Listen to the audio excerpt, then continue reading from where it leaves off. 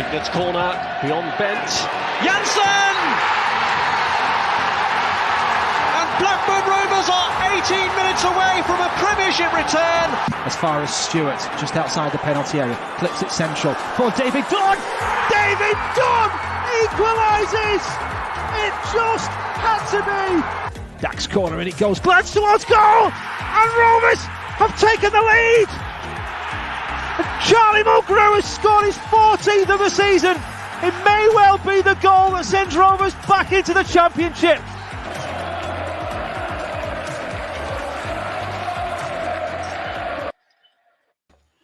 Good evening, Rovers fans, and welcome to Match Day. Welcome to the live watch along, and welcome to the little pre-show that we will have just before the watch along on this very, very fine Wednesday evening, and the first midweek watch along. So very excited about that one. As you can see, we've got the three-man panel convened again. Luke, you just can't get enough of these watch alongs, can you? You're back with us. You say that. They're killing me at the moment, Ryan. They really are.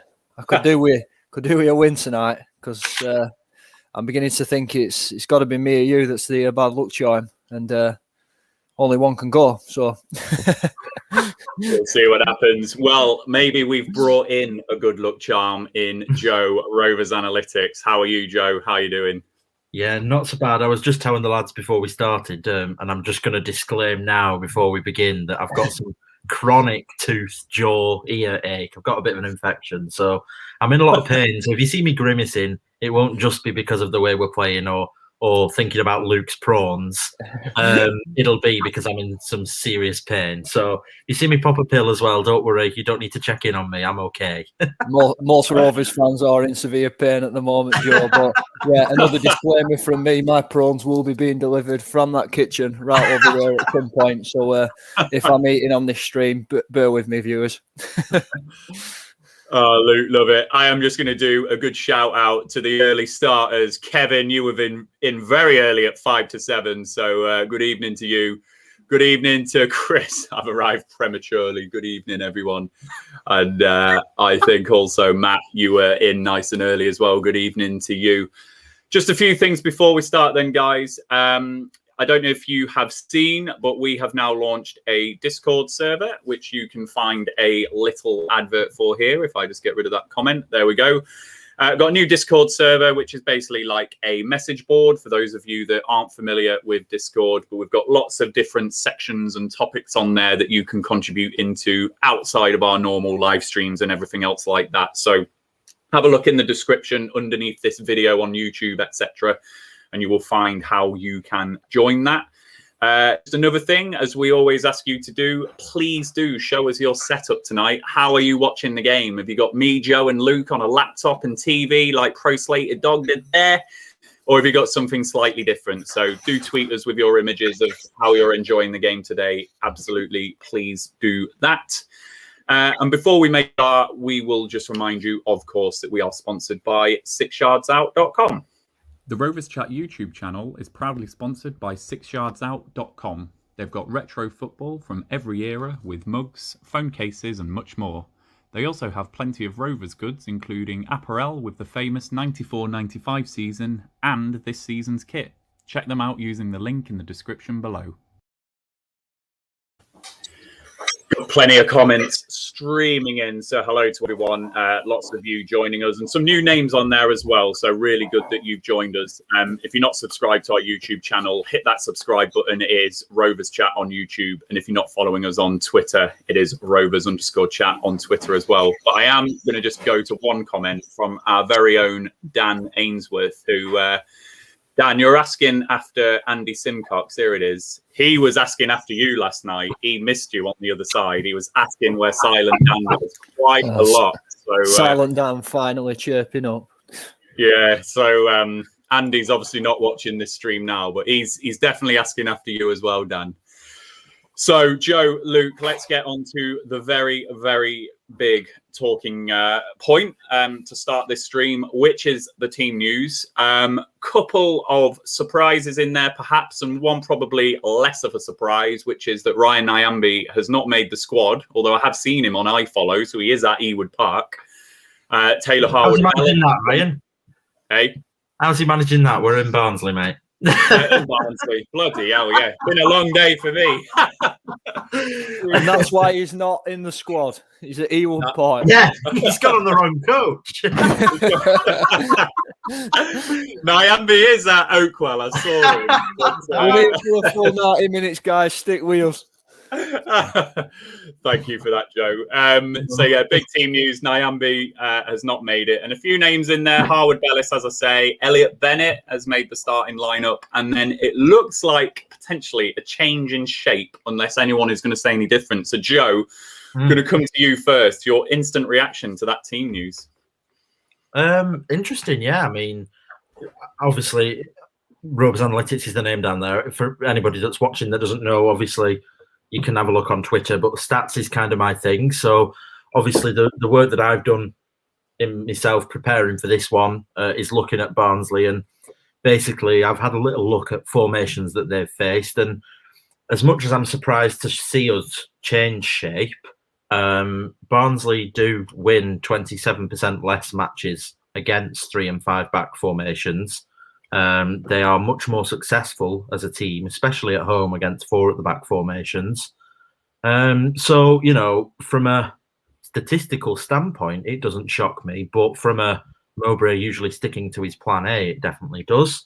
I'm not hugely against Elliot Bennett being in the team. I was moaning in the Discord server that Ryan mentioned that I think Bradley Johnson might have been needed. I think we've been lacking a little bit of experience and leadership, but already from the pictures I'm seeing on iFollow, you know, I think Elliot Bennett has had a quiet chat with every single player but Stuart Downing so far in the warm-up. And I think hopefully that will shine through. I don't know the ins and outs of the Ryan Nyambi situation, although we're estimating he might have missed the bus or got on the wrong one. So, yeah, it's an interesting one. The formation change is the big news, but I suppose the other thing for me out of that lineup, and if we can get it back up in front of us just so I can remind myself, it's the substitutes bench for me. I think Davenport, Buckley, Rothwell, Elliott, Dolan and Brereton, I think I'd have wanted to see all of those in the lineup today. I said on Twitter and on the Discord that I'd have liked to have seen John Buckley and Dolan. And, you know, I don't think Davenport deserves dropping. Rothwell, Elliott, Brereton, you know, so as much as the formation change is going to be the main headline, I think the major thing for me is that bench is just too full of good talent that should be on the pitch. Elliot Bennett, of course, is not particularly fast anymore. Stuart Downing doesn't really have the legs anymore. You know, Sam Gallagher doesn't have a lot of pace. Bradley Dack's not going to run with the ball at speed. Travis certainly isn't going to either.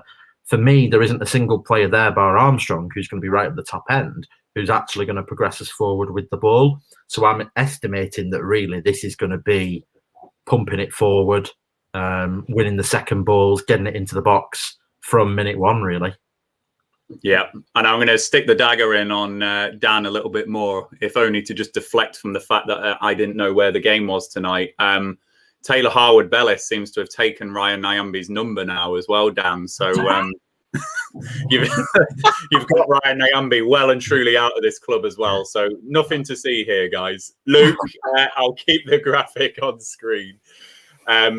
What do you think about this side? You know, there's been a lot of talk, hasn't there, on the streams and everything that we potentially need to move and change formation and get other players involved. So Mowbray's done that tonight.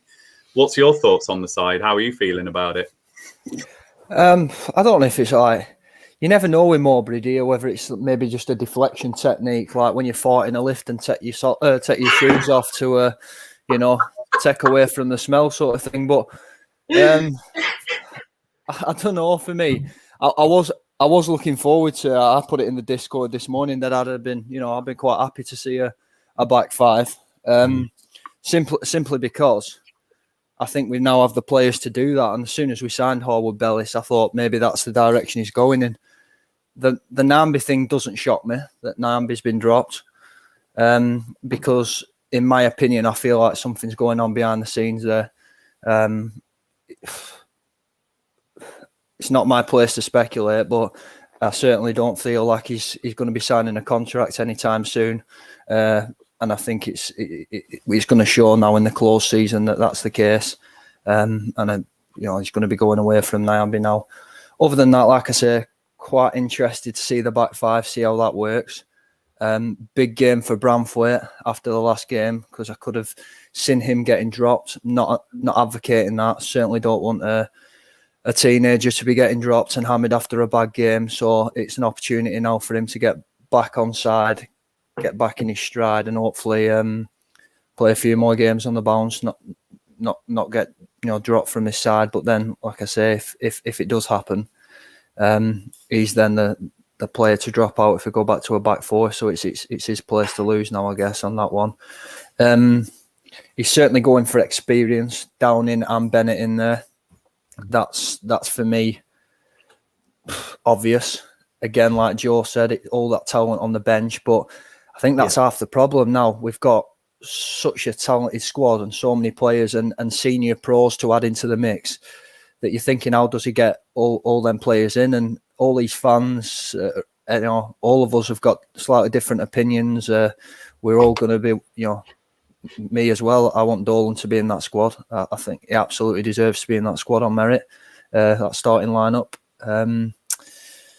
But then, and Brereton as well. But how do you fit them all in? Certainly, if you're going for this formation, you don't. So it's a real interesting one, and I'm just hoping that the back five, the gamble on that one pays off today.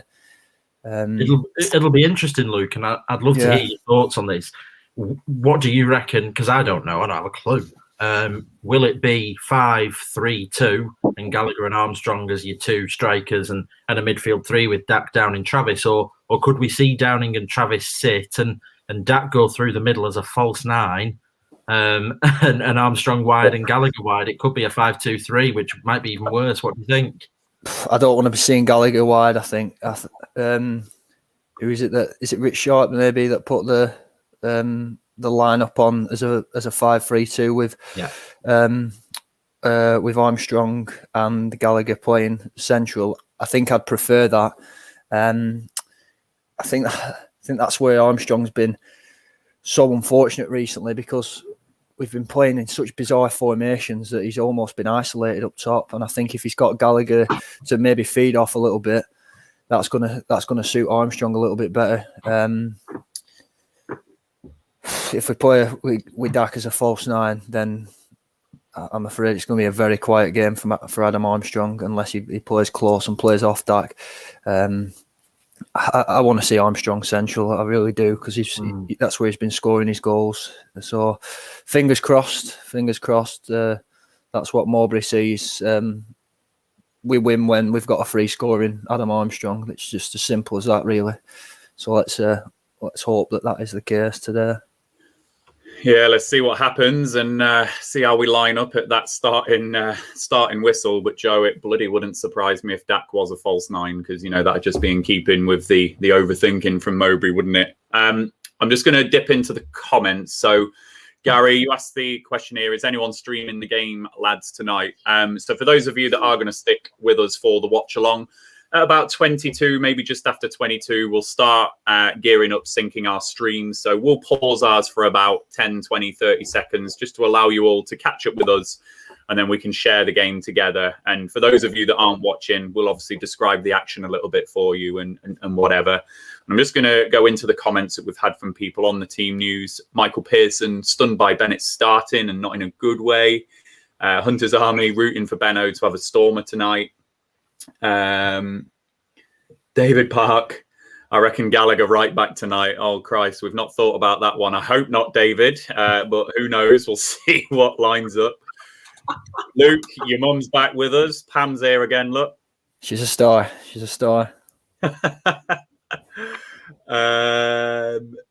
What else have we got here? Ollie James, love Bennett as a person, but having him in the starting lineup is a massive backward step. Ethan James, the team beforehand has been lacking so much leadership. He certainly packed it with some leadership tonight with Bennett and Downing. So that's a really valid point there, Ethan. FM Works, two players that are buzzing off new contracts in Dolan and Buckley should be starting for me. That's a really interesting and fair point, that one, FM. Hunters, again, lots of experience heading that team that will know how to deal with the pressure from Barnsley with some cultured feet. Leap Year Man smacks of pragmatism from Tony Mowbray. Doesn't think he can rely on flair players on a wet and windy night away. I will get my words out in a moment. The pitch as well on that wet and windy comment. Yeah. Anybody that's watching on iFollow and can already see the warm-ups. I mean, for me, you've got to be putting balls in tonight on that pitch. Wow. Yeah.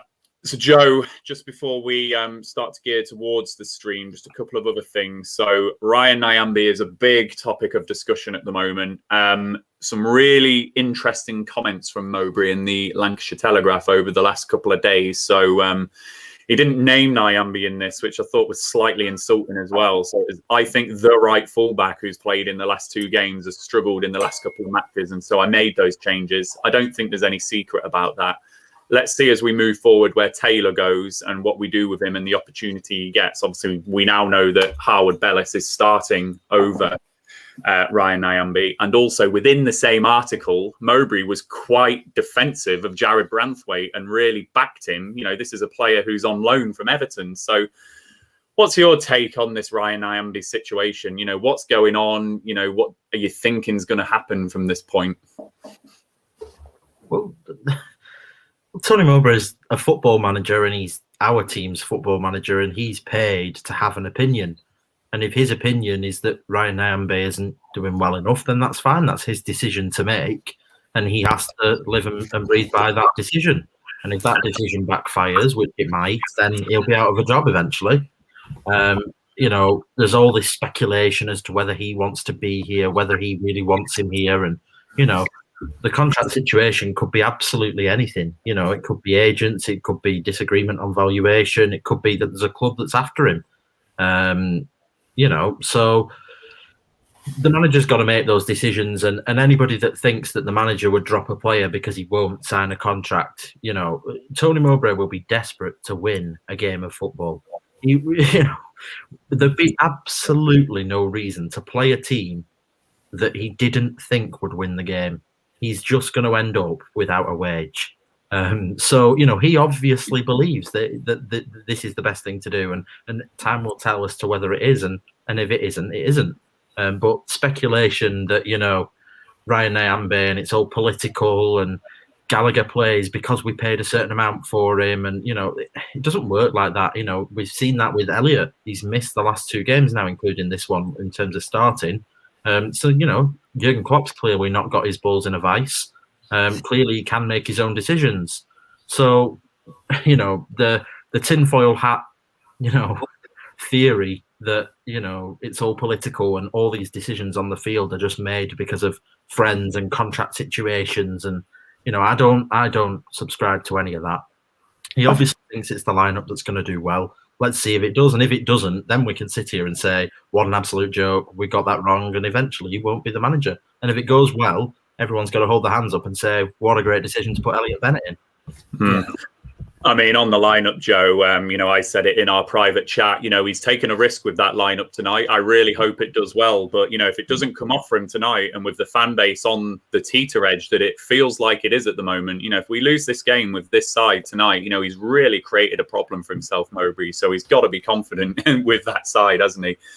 Luke, before I come to you, I'm just going to dip into the comments just on Ryan Nyambe. So Gareth, looks like Nyambe is off. FM works. Nyambe is the best right back in the league, but not under Mowbray, unfortunately. Steve Ward, Nyambe has been very poor defensively in the last 2 games. And then Chris, awful treatment of Nyambe. I think there's definitely something going on behind the scenes. I wouldn't expect to see much more of Nyambe when JRC is back. And it was JRC I wanted to talk about, Luke. So Mowbray now, at this moment in time, on the basis of Nyambe not signing this new contract and out the side, it's absolutely imperative now that we get Joe Rankin Costello signed onto a new contract, isn't it? Because we cannot afford to lose JRC and Nyambe in the summer. And with the fact that Harwood Bellis is going back to Man City at the end of the season, and the fact that Elliott Bennett is likely to not be at the club, we could have a gaping hole there if we don't get JRC tied to a new contract, couldn't we? Listen, I'm one of JRC's biggest fans. I'm going to put it out there. I'm a founder member of the JRC. Ooh, Simple. I'm finding it with you. we are the foundations of the fan club. Join as you wish. No, he's fantastic footballer. Yeah, he's not necessarily a right back. He's certainly effective as a cam. Played centre forward, played centre half. He's played all over, and he does a job wherever he plays. A fantastically gifted footballer. At right back, we've seen him put in some fantastic performances at left back as well. I think this system, if it works tonight, is suited to JRC, and I think it's almost a little nod to JRC coming back. In my opinion, it's good to see nodding along there, because I certainly think that. And from my point of view, he's the biggest contract now to get under. Great to see that we've got Dolan tied down and Buckley because of the young talents. Buckley in particular coming through the system, and GRC's the next one. I don't worry about that though, because I don't think. Obviously, I want him to sign it, but I don't worry that he won't, because I don't think he's played enough for anybody to want to take him yet. So I think he's always going to stay for now. I can see that one coming in the next couple of weeks myself. I'm not stressing over that one. It's not a stress, certainly, but it's a massive contract to get done. I think it'll be an underrated one that when we get it signed, it's one that we'll look at that in a few years and think. Let's not forget Dan Pike as well, because I'm a huge Rankin Costello fan, and I think Pickering and Rankin Costello in a back five would be amazing. It really would. But Dan Pike in the under-23s was in the 18s last year. For anyone that doesn't know him, he's going to be, he's as good as Trav was in that team. Definitely going to play for us within the next couple of years. A really good player, and that will allow Rankin Costello to move further forward, like you said, Luke, where he might be a little bit more effective. Yeah, no, definitely, and some agreement on what both of you have been talking about there. So, Chris, if 5 at the back is the way forward, then JRC is a much better than Nyambe anyway. Jack, quite like the formation and setup, matching Barnsley. Also sorts out the problem of dropping Branthwaite and his confidence going and trying the new lad out. Yeah, that's a good point there, Jack. FM Works agreeing with you, Luke. Ben, what is that lineup though? So yeah, I think we all reacted in the same way at the lineup, but Mowbray has put his flag to the mast, if you want to call it that, and he's going to live and die by the sword with that team selection tonight. If he gets it right tonight, we call him a genius. If he gets it wrong, he's caused himself a problem. And then Hunter's Army, I did spot your comment just further up. Congrats on 1K subs, by the way, lads. Thank you, Hunters, and thank you all of you that do subscribe to the channel. We've loved how we've grown this season and pushing out all of the streams and the video content that we do across all of that stuff. And it wouldn't happen without all of you. And, I know Luke and Joe and everyone else at Rovers Chat agree with me when I say, I love doing this. It's my favorite part of the week. So just love interacting with you all. So you all make it enjoyable. So thank you all for your support. So we're getting close to kickoff time. So for those of you that are going to stay and join us on that watch along, get your iFollow or whatever up and running ready. Joe, Luke and I will pause our stream probably for about 10 seconds because there is a slight delay on this stream going out over YouTube. So we won't pause it for too long, and then we'll restart. We'll let you know when we've restarted, and hopefully we can all be synced up at the right time. So before we start then, Joe and Luke, I'm going to ask you for a score prediction in a minute. Rovers fans, just pile into the comments now for us. Let us know your score prediction. Let us know how you think the game's going to go, and I'll try and rattle off some of those before the game starts. So Luke is eating his tea, so I'm going to come to Joe first. I'm good. We'll go Luke first. Your score prediction. Is that me, yeah? Yeah. You go for it. I'm a massive advocate for the Peruvian prawn chowder by Gusto, by the way. So if that ever comes back on a Gusto box, get it, lads. I tell you what, I've just put in our contributors group chat that Rovers will win this 3-0. I really don't think that. It's not going to happen. I'd love it to. It'd be fantastic. It'd make my Wednesday. It'd roll me into Thursday and Friday and the weekend somewhat brilliantly. If we can get a 1-1 draw out of this, I think it's a good result on the back of 2 defeats. I just want to celebrate something positive on a watch along. It'd be nice to do so. I'll give you my real one first, which is 2-2. But I'm going to throw a cheeky AA in there because I think this game could get called off halfway through. Looking at this, you pulled off an AA. That is going into the Hall of Fame, right? Honestly, if I'm right with AA, some of the like that. I mean, it's terrible. I mean, how's the ball going to roll? It's like standing water. Ewood looked like that when we cancelled that game. Do you know what I mean? Is that AA abandoned? Or AA, we're going to have to call in the rescue here.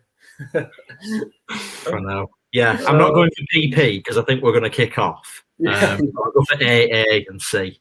Yeah. So you went 2-2, did you know? Yeah, 2-2, I reckon. Woodrow and Chaplin will get goals. And then I've gone Armstrong, Gallagher. Excellent. And if I get the chance to type in our contributors chat, I will do. But Dan, I know you're listening. I'm going 1-1, and I'm going to say Dak and Chaplin as the goal scorers. I will type that eventually. So I'm saying 1-1. Rovers aren't out yet, so I'll be able to run through the predictions that we've had. So Chris, you've come in first. I had predicted a 3-1 loss. Now, because he's listened to me, Luke, and Joe being all happy and positive, he's going 2-2. So I see that as a success, Chris, that we waged thinking there. Kevin, you've gone 1-1. FM has gone 1-1. Chris has gone further with Benno, man of the match. Paddy's gone 1-1. Does anyone think we're winning? Oh, there we go. Yeah, Darren has. Good on you, Darren. 2-1 Rovers, Dak and Armour. Rovers are now emerging from behind the stand. Blue shorts. That rain is coming down. I know. Wow. I'm telling you, this game's going to get abandoned, and I want a trophy for prediction of the year. I'm not being funny. Me and Ryan are disappointed that we come on to watch-alongs to see defeats. You're coming on, and the game's going to go completely. What's that about? Honestly. Ollie's gone 2-0 Rovers. Scotty's gone for a 1-1. Stephen's gone 1-0 Barnsley. S27 DVD. Look at that. 4-0 Rovers. Brilliant. Love it. L's 1-1 Barnsley. 1-1, sorry. Barry Fulton, 2-1 Rovers. Michael must win, but 1-1 for me. Stephen Weston, 1-0 Rovers. 80+ minutes of nothing, but Armour will get the winner. Oh, that would be great because Andy Simcox last night has put the stat in there and jinxed himself now. Barnsley have not conceded a goal beyond 80 minutes all season, I think he said. Did he, Luke? I think that's what he said. I think he did. He had the lowest percentage, didn't he, anyway, of the league or whatever? Yeah. They were quite confident they weren't going to concede in the last 10, which is brilliant. Which is interesting against us. 4-3-3. Hunters has gone 1-0 Rovers. Chris is pointing out your prawn farts in the lift, Luke. Doesn't Prawn Gusto sound like some wonder kid at Bayern or something? Oh, what a player. 2-1. Jack 1-0. Leap Year Man 1-0. Alan 2-1. Steve 1-0 Elliot. Bennett winner. 1-1 Ollie James. Am I ahead of you? Because we've kicked off here on my. Yeah, we've kicked off. Yeah, we're going to pause in a minute. So, all right.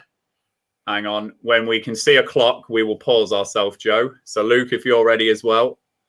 Yep. So, everyone else watching in, let's pause it on 15 seconds. I'm already at 17, so that's going to be a task. All right. Let me go to. I've gone to 17. So, we've paused it on 17 seconds, everyone. Luke, are you paused on 17? Yeah. I'm on 25. So you're not paused yet. Yeah, I'm well ahead of you. I've right. paused. You paused on 25. We're pausing on 25, everyone. Thank you. You paused, Luke? I can't pause it, lads. It's doing something weird. Right, go on. You just go forward. I'll go back 30 seconds when it gets to 55. Right, Joe, go live. When it hits a minute, we'll all hit pause and then play together. Yeah, just go live. Go live for now, and then we'll... Yeah. When it hits a minute... Oh, it's already over a minute on go live, so that's helpful. 1 minute 10, pause on 1 minute 10. That is definitive. 1 minute 10, we are paused, and we're going to wait. Luke, are you ready? 1 minute 10 and we're on goal, yeah. So we're going to restart in 3, 2, 1, go. Okay. Ryan, just on Barnsley, was there any comment made on the goalkeeper? Because think Walton played in net all last year for them. Not the Walton we know, obviously, but this is Collins. Is he called? What's the story there? Do we know? Oh no, I don't. Andy didn't say anything about that, so yeah, I don't know. I just haven't heard the name. I wonder if that's a youth player, maybe, or somebody they brought in. I don't really know much about it. I'm just going to. Walton was all right, to be honest. I thought he was a decent goalkeeper. Yeah, I thought so. Just going to get these final comments because people did give us their predictions. So Dizzy, you went 2-0. Dave went 2-2. Zach, you've gone 3-2.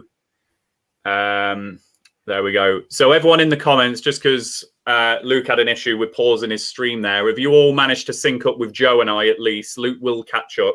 I will.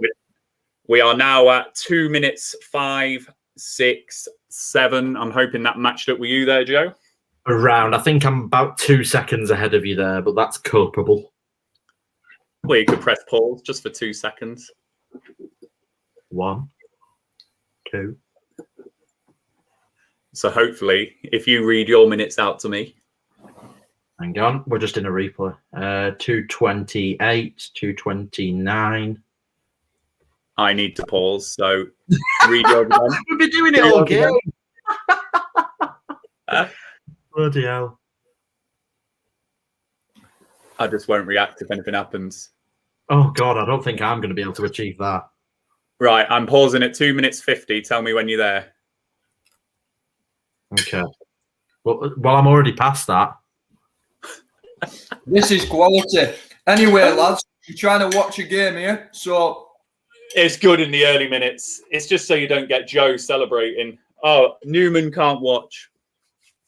So we will describe some of the action. You've had nothing yet, Newman, apart from me and Joe trying to sync up. But as you probably gathered from all of the comments, the pitch is a bit horrendous and the rain is really coming down in Barnsley. But we've got a free kick when I can just see the camera pan out. I think it's just inside the Barnsley half. Could be a bit closer. Yeah. What time are you on now? 3:38. Wait, I'm on a... I'll pause it on 4 minutes and then give me a shout when you're there. Okay. Pause yours as well, Joe, and then I'll pause mine and we'll re-go. Okay, I'm at 4 minutes now. Right, 1 second then. Luke, count us in. 8, 9, 10, 11, 12, 13. Yeah. I'm exactly where you are. Ah, see, look at that. When technology works, it bloody well works. Oh, love it. Do it again. No.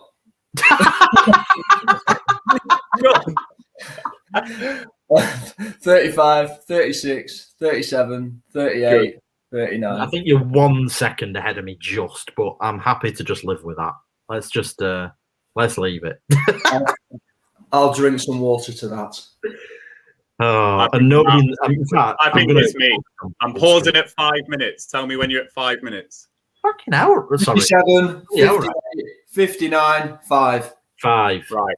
We are now synced. I declare that we are synced. So apologies, everyone, for that absolute shower of syncing at the start. But the three of us now are synced. You have not missed any of the action. It's kind of been a bit end to end, just like it's only one game, isn't it? Yeah, it's only one game on a Vanarama pitch so far. But let us know in the comments, everyone, how many of you are watching with us? How many of you need us to describe the action? How many of you aren't watching? Let us know in the comments and we'll do our best just to describe it all to you and keep you entertained as best we can. But for those of you that aren't watching, as I say, you've not really missed much. You've not missed anything, in fact. Well, good idea. How long have we been back on white ball? Not sure. Actually. Wonder if this is first game back on white ball. I tell you we what, love the white ball. That pitch is really, really bad. Yeah. And somehow we've got 5 at the back, but there seems to be more space back there than ever before. Hey, told you, look, Daniel, he needed the sink as well. It was you two. I blame you two. I've gone full screen, me, because I don't want to see the comments, because I think everyone's a bit ahead of us. Well, for everyone who is watching the game, we're on 6 minutes 28, 9:30 now, so hopefully you are with us. But Joe, formation-wise, have you managed to clock whether it is the 5 at the back? Yeah, no, it's 5 at the back. You'll notice, what I can see so far anyway, that Bennett, kind of when we're in possession especially, is kind of tucking quite tight into midfield. So he's playing as a wing-back, but he's not very wide. He's kind of coming in and inverting himself. And then when we lose the ball, dropping back into the right-hand side of Taylor, Harwood-Bellis. Douglas is probably a little bit wider on the left side. Great.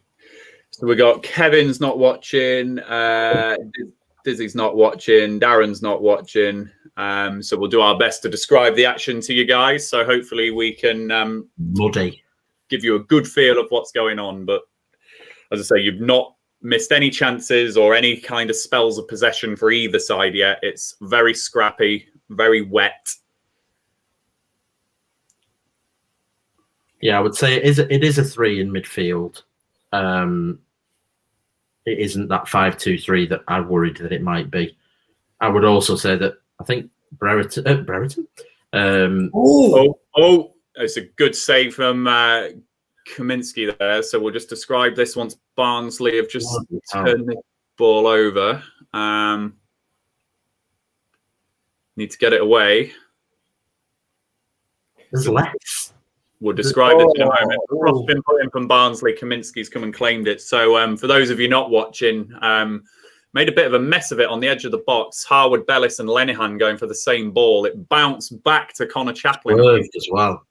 And he hit a ball on the swerve, a half volley, and Ǩ𝐿𝐶 managed to just claw it away in the wet. So slight let off. You know, if he struck that better and lower on this surface, that could have flown in. So bit of miscommunication there from THB and Lenihan, certainly. Very you have no idea how excited it gets Ryan having the opportunity to talk about Ǩ𝐿𝐶's heroics like that. I thought that was a sensible save, that one. It's a wet ball. Get it away. It's a very good save. It's a good strike, that, from Chaplin. What do you make of Chaplin that had the shot there? Every time I watch him, I think, wow. Yeah, very cracking player at Portsmouth. He was really, really good player at that level, and you wonder if he makes a step up. And I think at Barnsley, he's been a real asset. He plays well against us. Yeah, cracking player. Definitely. Barnsley have got a free kick here, quite deep into the Rovers' half on the right flank. Douglas has brought down Callum Britton. So Mowatt's going to have the chance to swing this in with his left foot on that right-hand side. We're 9 minutes 33 into the game. So we're going to have to... This is an awkward one. I mean, if Mowat puts that and it skids and bounces on this surface, this is a very, very high line there for where that free kick is. Yeah. Very hard to sit into. Zonal system as well. Interesting. So we'll just have a look what's going on. There's only Travis marking man-to-man there. Everyone else was zonal. So Mowat played that free kick in and he didn't beat first man, who I think it was Downing who headed that one away. And Rovers now have got it away, and it's gone back up. Oh, it went back up to the Barnsley centre after he looked it back, and we've now got it away, and Barnsley start again. And the one great thing about Harwood-Bellis, Branthwaite and Lenihan all being there is, I think, out of maybe 12 contested headers so far, we've won 11. You know, every single ball's coming back. And I think Barnsley are going to have to go more direct than what they would want to do because of that. And then I think when they do, that's when you get your Dolans and your Breretons on, and then we start playing it about a bit. That's what I would hope anyway. Here's a chance, though. Oof. I'm just going to edit the ticker, which I realise I hadn't done. Just for reference, it's Lenihan in the middle of the three, Branthwaite to the left, and Harwood-Bellis to the right, as we would expect. Yeah. Oh, well played. Very well played. Good strength that, and then unfortunate in the end. Okay. That's what I expect from Gallagher, though. I mean, that's why. Yeah. I actually think him being up there and close to Armstrong, he's going to give Armstrong some scraps to play on. So you see tactically there, as soon as Bennett had been caught out high, you saw Harwood-Bellis come over and we're straight back into a back four. So Barry Douglas became a left back. Lenihan was the left. Do you know what I mean? Everyone just shifted slightly. Yeah. So it is a back five, but not really. You know, you see on this replay here, Harwood-Bellis is playing where Nyambe would be there. It's almost like a back four with like an extra player at all times shifting across, really. It's interesting, this, isn't it, when it comes from a man who a couple of games ago, well, actually before the last game, claimed he wasn't interested in formations because there seems to be a lot of thought gone into how we've set up today. Yeah. So, Joe, just on that passage of play a couple of minutes ago, so Gallagher and the hold-up play, then it was good play from Gallagher then, wasn't it? A bit unlucky. Did that 3 or 4 times last week. I thought it was great. I think when he's in the middle, I like seeing him. He's not a winger, though. Definitely not a winger. But he's learning to use his body well, which is nice. Oh, so little chance for Rovers here. Oh, that was big chance for Rovers there, guys. Bennett with a fantastic ball from the right back area, right over the Barnsley defence, and Gallagher's through and just needs to touch it, control it, and get his finish away. Did it? Curse of the commentator, that's Joe there. Fantastic. Look at that from Bennett. I mean, that's a great pass, and Gallagher just has to control that. He's just on the edge of the box. The keeper is rushing out, but if Gallagher controls that ball, he can either go around the keeper or potentially lob it over him or anything like that. So big let off for Barnsley. For reference, those that can't see, think the Joe Rankin-Costello ball for Brereton away at Coventry, where we won the penalty and the red card. That's the ball that we saw from Bennett there, really. Kind of half diagonal, but mainly forward. And then think of an aging 𝐒𝐿�H𝐿𝐄𝐄𝐎 to how it ended up. I don't know how they've got a corner, but they have. I think something happened whilst they were showing the replay of the Gallagher chance. Barnsley ended up getting a corner, and there's a good corner in, and Cauley Woodrow, it seemed to be a free header. Let's just have a look at this. As Styles plays it in, it's one of those floated corners. No, Woodrow's just got up before Harwood-Bellis, and it's a good chance for Woodrow, that, isn't it, Luke? Yeah, and I mean, how Andy were talking about Woodrow last night, he's becoming like a cult hero at Barnsley, and he was almost like a failed talent in certainly in his most recent big move, and then he's come to Barnsley and refound that sort of form that he had as a youngster that got him really on the scene as a forward. So it's good to see. Certainly not today, it isn't. I don't want to be seeing him on the score sheet, but it looks a rejuvenated player, and you expect him to do better with that header, to be honest. Playing out from the back here, or at least trying. If we try and play out, this is where, we did it on the other side last night. Barnsley are the league high for interceptions and, do play that pressing game. So on a surface like this, we're going to have to be sure about it if that's what we're doing. So a bit anxious about that. Joe, I'm just going to dip into the questions. Ronan and Dizzy, if it takes us a while to answer these, apologies. Just obviously we'll stop talking if there's any action. But first one, Joe. Dizzy, I've got a question. I read Nyambe has an optional year on his contract that Rovers can exercise. Is that true? Yeah, same with if we want. And I think same with Holtby, but I don't think it will be activated. You find that most players have that. Both the Buckley and the Tyrese Dowen deals have got a year's extension on them. Joe Rankin-Costello's last deal, Scott Wharton's most recent deal. The club usually, especially with younger prospects, there's always a year's option on, and it's usually on the club's side. So I would imagine they will extend Nyambe a year and sell him, get a couple of million. Rothwell will get an extension, and then who knows on Holtby. Really sorry, Ryan. I am just going to have to quickly turn my camera off and run for a wee. I know that's terribly childish. I'm absolutely desperate. The perils of live television brought to you by Joe. Luke, I can ask you Ronan's other question in a moment, but I'll just describe what's going on here for the fans not watching. So Barnsley have got another dangerous free kick. bit closer in field this time from Mowat. It's about 35 yards out, but over on the right side again. So Mowat's going to have the chance just to really hoist this in, which he does now. Headed away by Douglas. It hit his own man. And Douglas has managed to get that away at the second attempt. And then we've managed to clear our lines a little bit. And yeah, we can't be giving those silly free kicks away, can we, Luke? You know, when you've got Mowat and a wet surface, etc., you know, don't want to be allowing those in-swingers to come in. Wow. I mean, we're dealing quite well with the balls in the air. We're certainly, you know, not struggling with that with the big men. Douglas winning headers as well, but we'll come unstuck with one of them, I'm sure. Sorry, Ryan, I'm just going to have to go for a wee. Joking.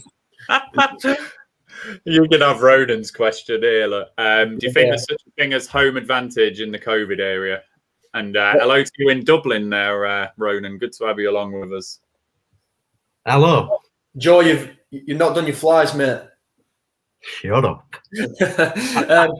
I actually don't think there's a home advantage, and I think for Rovers, particularly at the moment, not so much this game because the pitch isn't great, but I actually think that a lot of times away from home, we've got a better opportunity to win games because the way we like to play is get the ball down and play the ball around. So I actually think being away from home can potentially suit us, and it's interesting to see really that a lot of games this season, Premier League, you know, and down the leagues that you know, anything can happen. You look at results like you know, freak results with, you know, Liverpool, Villa, and, you know, games like that. When it's a lottery now. It's just two teams playing football with no crowd, and it's whatever happens on the day, I guess, and whatever conditions suit whatever team, really, for me. So no home advantage. Lots of variables. I certainly miss being at the games. It's hey, absolutely. The day that we can go back to a football match and have a drink with Andy Simcox in a pub nearby, fantastic. Offside. That's the problem. We're not having volume on. It was probably well offside, and everybody's I'm on silent. I was thinking he's in. Everyone in the comments, you're getting excited here or now. We wish he did have gone, that. Yeah. So we're not seeing a replay, but I think it was offside, wasn't it? I think was it Gallagher that was off? Yeah, I mean, he's getting in them positions tonight, to be fair. It's just... Come on, ref. Bloody hell. Give us something. So for those of you not watching, we're just coming up to the 20-minute mark now.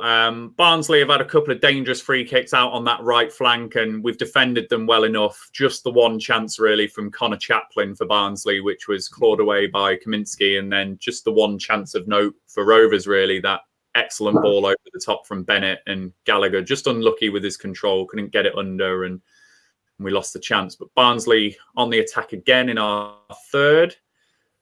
Cross blocked from Mowat there, and we've managed to win the ball back. Good lad, Gallagher. Gallagher's played his part there and winning the ball back. And really nice. Benno's going to start us again, and it's no, he's tried another ball over the top. Great defensive work. That really good defensive work. The ref's given us nothing there. I mean, Lenihan's just completely mad. He's nearly lapped him one there. Oh, brilliant. Absolutely brilliant. But you see that as well, with Woodrow being the main aerial outlet for them, Lenihan will just man mark him, and then you've got a back four kind of behind him in a way, if that makes sense. Yeah. That it's does make two sense. teams playing long ball, isn't it? It's very, very scrappy affair. Hadn't quite clocked the Barnsley side either, so I'm going to have a look. So they've not got DK up front, who Andy Simcox was raving about. Yeah. Oh, here we go. Go on. It's still alive, so we'll describe this. We'll describe this in a minute. Come on. Ref, come on. Benno! Okay. No.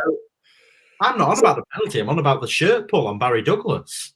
Yeah. So for those of you, he makes his way around him and gets his shirt pulled.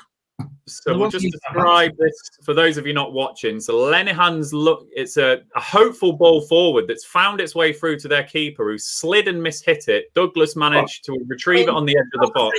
He pulls his shirt. Plays it in for Dak, and it's probably a hopeful one for Dak going over in the box. But Douglas, as Joe says, definitely shirt pulled on the edge of the box there. So there was a chance that came out of nothing there, really. Lenihan's ball wasn't the best through and over the top, but the keeper made a real hash of it and presented an opportunity for Rovers there. So the conditions causing some havoc. And again. Yeah, this goalkeeper isn't liking the conditions. Good tackle, Sam. Well done. That's about the fourth big tackle he's made. He's having right back. He makes more successful tackles than our defenders. Yeah, I mean, I'm not being funny. For them 10 minutes here at right back the other day, he was phenomenal. Like we were saying it on the live stream, he was everywhere. He was getting forward, brilliant. Fantastic. Comment here, Barry. Alex is going to be on the post-match stream later on, Barry. So we've got no Alex today, but he'll be on the post-match later. Travis needs to get rid of that, please. Harwood Bellis, what are you making of Harwood Bellis so far? Ollie's said here, Harwood Bellis looking decent. Luke, what are you thinking of him so far? Been pretty solid, hasn't he? Hasn't really put a foot wrong. I mean, we're looking good defensively. We're dealing with what's being put forward at the moment. I mean, certainly the ball's in the air and not troubling us whatsoever. So, no, the longer they carry on doing this, I think it's fine. Oh, nice. Oh, it's unlucky. So, for those of you not watching, slightly ahead of me, Luke, by the way, maybe 5 seconds now. Oh, 5? What? I reckon, yeah. I think so. Do you want me to count?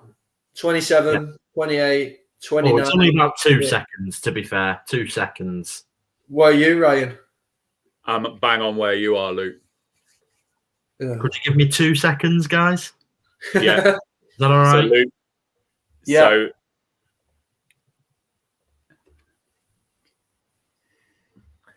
So 47, 48, 49, 50.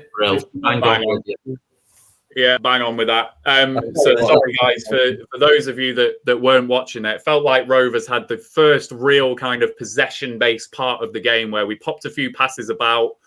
It went out wide onto the right channel and then came into Dak, who just flicked it into the box. But it was the first real show of attacking intent there. It felt a bit more fluid, a bit like the Rovers that we saw at the start of the season. So a nice little passage there, wasn't it, Joe? That little phase that we just had.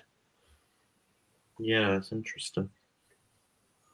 Just need to see more of that. It's been a very scrappy game. There's not been much of the ball on the deck. So, it's a horrible night for conditions, but it was nice to just see Rovers pop a few passes about there. I think it's got to be varied though, hasn't it? Because if we try and do what we just did there all night, we won't get anywhere because they'll just stop it.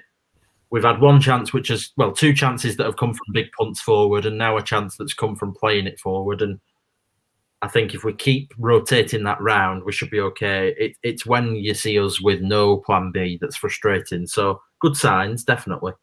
Yeah.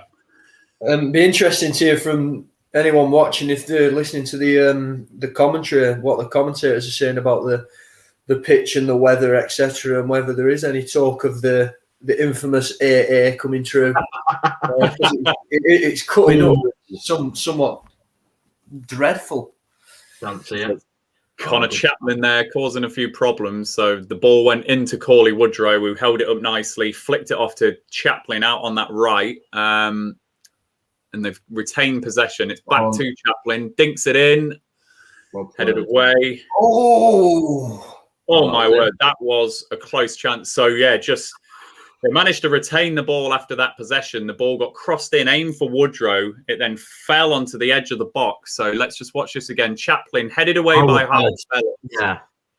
He's done really well there, Taylor Harwood Bellis, to be fair. Yeah. And Harwood Bellis has won his header well against Woodrow, but then the ball's just bounced on the edge of the box. And it's a left foot half volley. And that is inches wide of the right-hand post. I just need Don't to underestimate how good that is from our bellies, because Coley Woodrows are dangerous in the air. It was Palmer who had the chance there for Barnsley. So those of you not watching, that was really close. Hey, we've got a free kick. Bloody hell! So that was undoubtedly Barnsley's closest chance there. Just a minute or so ago there. So that was a let off. Thought that was nestled in. And we did just get Joe's free kick, as he said. It's gone back to Lenihan, who's pumped it for touch, and you ain't getting a more deep throw-in than that one. Isn't it? It's like right in the corner for a throw-in. It's not that bad, actually. Like a 40-20 attempt for any of our rugby league fans that might be watching. Let us know your thoughts, guys, on how you think the game's going so far. We've got a few that have come in. Steve, scrappy game this. We're the better team here, but anyone's game in these conditions. Michael, dreadful conditions, all the flair and artistry of a game of swing ball. And then Chris, really enjoying watching Benno tonight get his contract sorted. Yeah. He certainly got forward a little bit as well. You know, that little possession phase that I spoke about, Benno definitely bust a gut to get forward in that right area. So that was good to see. What's your early thoughts then, Luke, on the game? 27 minutes in. What are you thinking? I don't think we've been that bad. I think we've created some fairly decent chances. We seem to be managing the game well, given the conditions. Certainly looking comfortable. We're not giving them a great deal. Yeah. So double description that I need to do here. So as you heard Joe react, Barnsley earned, we'll use the word earned, what looked like a cheap free kick on the opposite flank this time. It was Chaplin who I think was fouled, and obviously I didn't think it was a foul either, Joe. And Chaplin's taken the ball quickly and knocked it into Adebayo, is that his name, who's then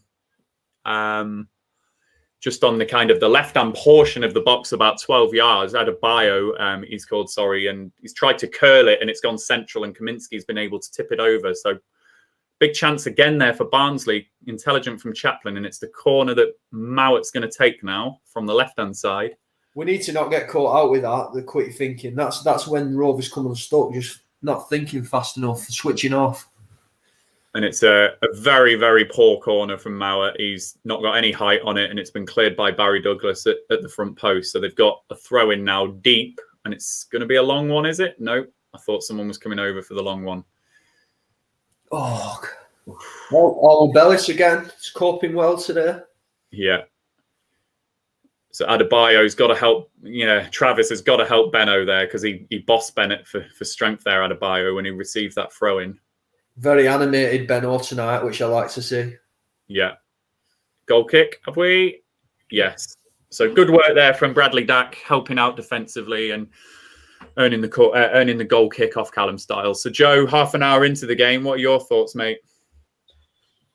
Can't believe we're half an hour in, is my first thought. It obviously goes quick when you're watching it with a live stream of 70 people, but back with the boys.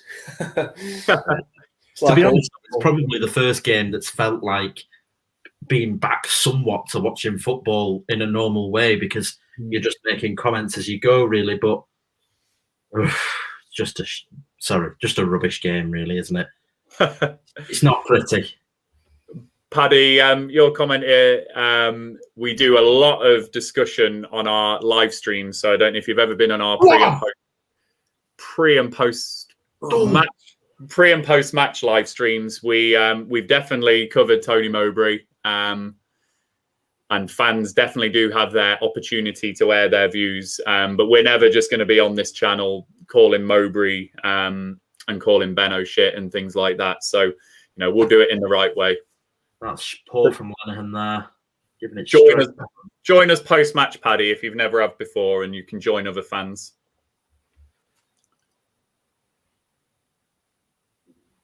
So Gallagher had done really well there, really well. He's just turned that man up there, hasn't he, and created that chance out of nothing. But at the other end, Lenihan's just kicked it straight back to their midfield. Oh. Woodrow offside.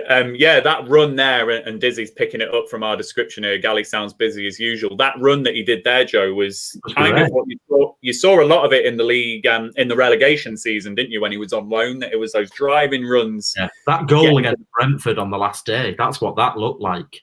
Yeah, so that type of run.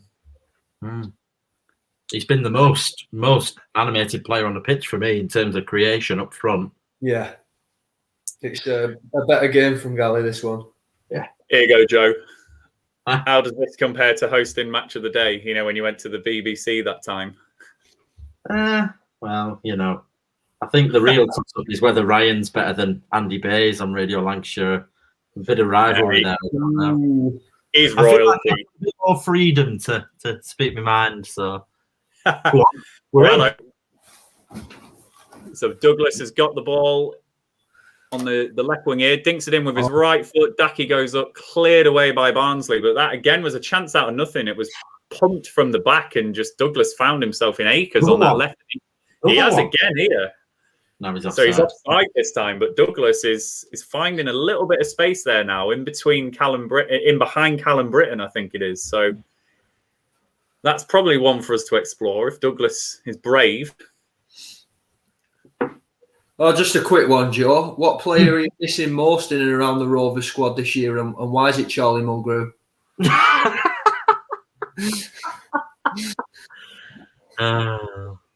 Joe's a big fan of Alana Mulgrew, so I'll just put that out there. She's got kids. We can't be telling everybody that. Simply because of the lovely accent. That's all. It's the accent. That's all. That's funny. Chris, best thing about tonight is the amount that Benno's shouting, maybe the leader we've been missing all season. These are when you think of a championship season, Chris, you have those cold Tuesday nights away in Stoke, away in Barnsley, those types. You do need your leaders to rise. And we've covered it on the streams before. We've been crying for Lenihan to adopt that role. And speaking of Benno, he's now pushing forward down that right wing. Can he earn something? No, it's really unlucky. That was nice. Nice play. If you're going to show a replay, probably not. Here we go. Let's have a look. On the replay, that lovely touch from Armour. Yeah, played the ball into Armstrong, and then Bennett was on his bike, and it was a foot race, really. Coming out from the back, he looked like a midfielder there, did Lenihan? That's what you want as well from like this system. You want your fullback to get forward like that as well. Play from your back three, let your fullbacks drive forward and get some width and some opportunities down the flanks. So I'll just pick up the comments again. So Matthew, how are we playing? So it was a really scrappy start to the game, both sides adjusting to the conditions. It was a bit end to end, a bit pumped here and there, and the game settled into a bit of a pattern now. Rovers having a bit more possession. We're at 34 minutes. Barnsley have probably had the two biggest chances, though. Chaplin with a volley from the edge of the box, and then a bigger chance on the half volley for Palmer that just went past the post for Barnsley. So that was a bit of a let-off for Rovers. But we have had a chance ourselves. Another ball, It was a good ball from Elliot Bennett in the right-back position that Gallagher just failed to control. So it's we're and you're picking up here, we're having these little chances where players seem to be running from deep, finding space, finding little pockets. And that was another one there from Bradley Dack, just seemed to ghost in from a deeper position on the right-hand side of the box. So he's earned us a corner. So we're not doing too bad, Matthew. Brilliant from Benno there as well to win that header. Yeah. So you can't say there's no lack of fight here from Rovers tonight. Definitely not. We're, fighting the conditions and certainly putting a shift in. So corner swung in from Downing. Oof. Oof. Keeper had to do well there. Went in at the near post. Downing's going to cross it back stick to Lenihan. So yeah, the corner back across, didn't it? Yeah. You could see what happened then as soon as he left his foot. So the corner was swung in with some venom. And Collins, the keeper's had to palm it away. It's come back to Downing on the right corner of the box. He's swung in a nice cross. Left-hand corner of the 6-yard box. Lenihan's just headed it straight at the keeper. But, good for Rovers there. A couple of good chances. Yeah, Aleipia, I think, if that header's going somewhere else in the goal, rather than straight at the keeper, it's a big chance. He's got a lot of time to just see that ball and get that header away. Big chance. Yeah, free header, really. So I'm just going to go back into the other comments that we've had on the games. Joe, are the midfielders passing forward? Can you rate them so far, please? So do you just want to give your early rating on Travis, Dak and Downing? I think they're the main three, aren't they? Well, you've got Downing in the pivot role as the deepest, and then Trav and Dak slightly ahead of him on each side. We've seen one or two balls forward, but this game's not going to really have a midfield battle. Both teams are playing over the top and round. So I think the key thing for that midfield three is either getting into the box to help attacks. God, the ref again being harsh, and I was there. So the key thing for those midfield three is going to be what they do in the opposition box and how they help us defend. And I take back what I just said, because Adam Armstrong should have been booked for that. That was shocking. So they're doing enough there, Dizzy, I think. They're certainly contributing into a shift as a midfield three there. But there's been just a few little glimpses, little breaks into the box. So we'll pick up the other questions just after this. So high line again. Bit further out this time. So we're probably like 40, 45 yards out. On that right channel again, Rovers on the edge of the D on the 18-yard line, swung in by Mowat. Oh, no.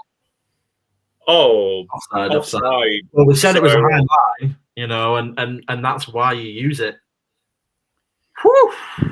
So that was 𝐕𝐈𝐃 with the chance. So we'll just see if Rovers get a chance out of this. No, we don't. They were giving us nothing. So again, it was one of those that we said, didn't we, Luke, where if we keep giving away free kicks like this, it's been swung in, it's bounced around a little bit in our box, and then 𝐕𝐈𝐃's had a little chance there, albeit offside. Got to be careful with these free kicks. They're the ones that we concede, aren't we? Especially in games that we're on top. Unfortunately, you look at the QPR game, for example.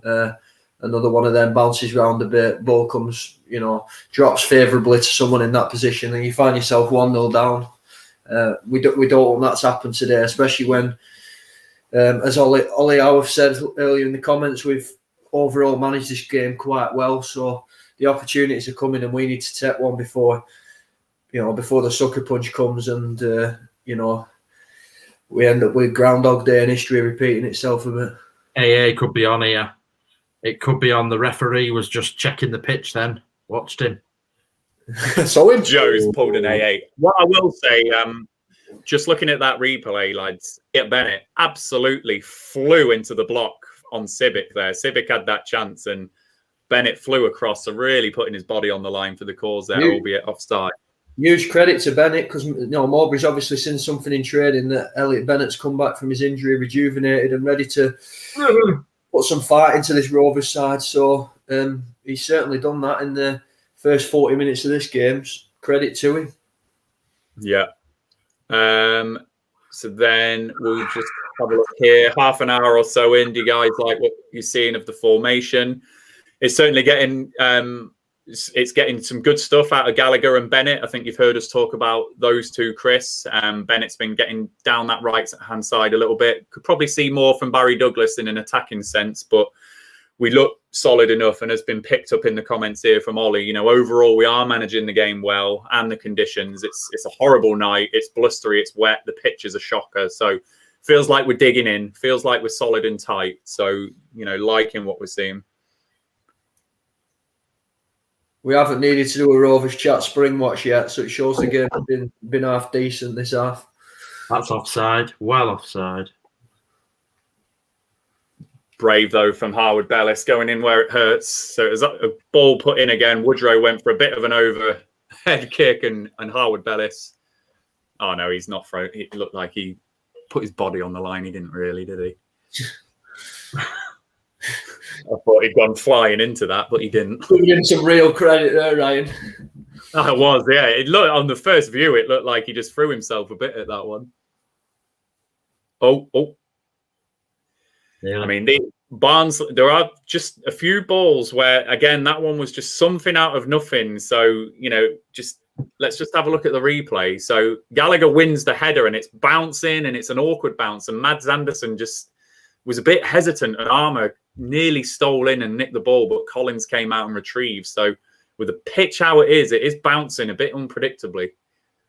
I don't think this game is finishing. I really no, it's getting worse and worse. And you saw it when you had a close-up of Collins take it, about to kick the ball just earlier on, in and around his box. I mean, look at it now. That is absolutely shocking. I can see this game not finishing. Definitely. Chris, you're about 20 seconds ahead of me, so I can't tell if Joe's facial expressions are toothache or near misses. To be fair, most of it is Rovers, to be fair. And most of it's for poor defending. FM's going to give us a joke as well. He's been pretty good with the jokes, Joe. So we'll see what he's got for us this week. Nice. Here we go. Come on. Stay in. Chance here. Big chance. Yes. Yes. Make sure it. Oh. Yes. Yeah. Oh. So we'll just I'll just wait for the replay and I'll describe this action. So 2 chances here, lads. So it started off with some good interplay between Armstrong and Douglas. He's getting down that left flank and he could cut in, but he doesn't. The defender blocks it, comes back to Douglas, who's crossed the ball on the half volley. Bradley Dack's just outside the 6-yard box. Think Peterborough at home in terms of where the header is from. It's slightly behind him, so he's not been able to head it in that same way as Peterborough at home. So he's kind of looped the header over the box. Big chance. Yeah, it's a clever header that from Dack. He knew what he was trying to do. He's got a flick. It's not just I'm going to head it and hope for the best. It was really clever header. But the pitch let us down there because Armour with his pace is expecting the ball to run a bit smoother than that, and he almost fell over the ball or fell over his own feet. Sam Gallagher has won every single header. He absolutely has. That's what I want from Gallagher. I can't remember. Yellow card, ref. That's a yellow card for kicking the ball away, surely. It's about 15 seconds after he gave that then. This referee... I mean, it is a free kick. Lenahan's all over him, so it is a free kick. It's our ball. Yeah. I think that's harsh on Barnsley, that one, unless I missed something. This referee performance is as bizarre as 𝐿𝐻𝐾𝐄𝐎, the Hatton Mayweather fight. It's just so stop-start and not a clue. Another header won. Yes. I can't remember which game it was now. With the QPR game, I think that I was crying out for Gallagher to be a little bit closer to Armstrong because you see... Barnsley on the break now, sorry. So they managed to get it out wide to Britton, who's overhit the cross. It's come over to Styles on the left. Mowatt's going to cross it in. Oof, dangerous headed away. Downing's now just got to stand him up here and kind of got back into our shape. So Barnsley have got it. It's a good little knock there into Adebayo. He's on the edge of the box. Adebayo, get it away, guys. Come on, yeah. We're just looking a little bit more vulnerable towards the end here. Yeah, we are. I thought they actually wasted a good opportunity there, Barnsley. I thought the cross in from Britton he should have done better with for them. From here, look, I think it's from here. They get, that's not a good cross really when you've got him behind Rovers like that.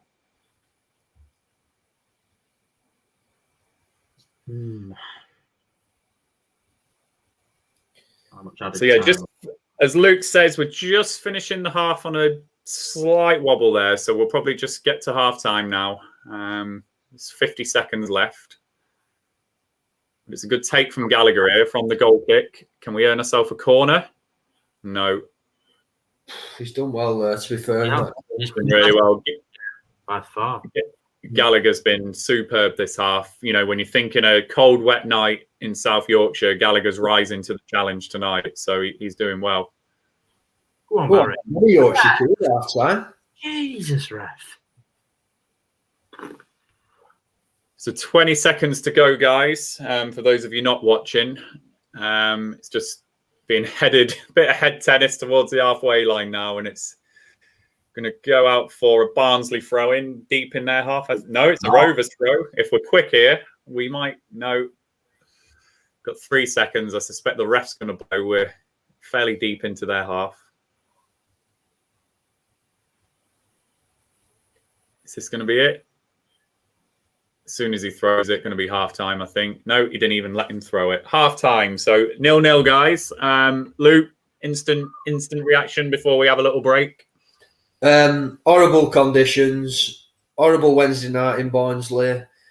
Real tough one for both sides. And I think, the fact that we haven't conceded a sucker punch of a goal, I think is only a positive thing, because I think on a night like this, absolutely anything can happen. And as Joe said, that pitch is absolutely atrocious, and you can't make excuses. But I think all in all, we've managed it pretty well, and I'm just glad that we're not going in,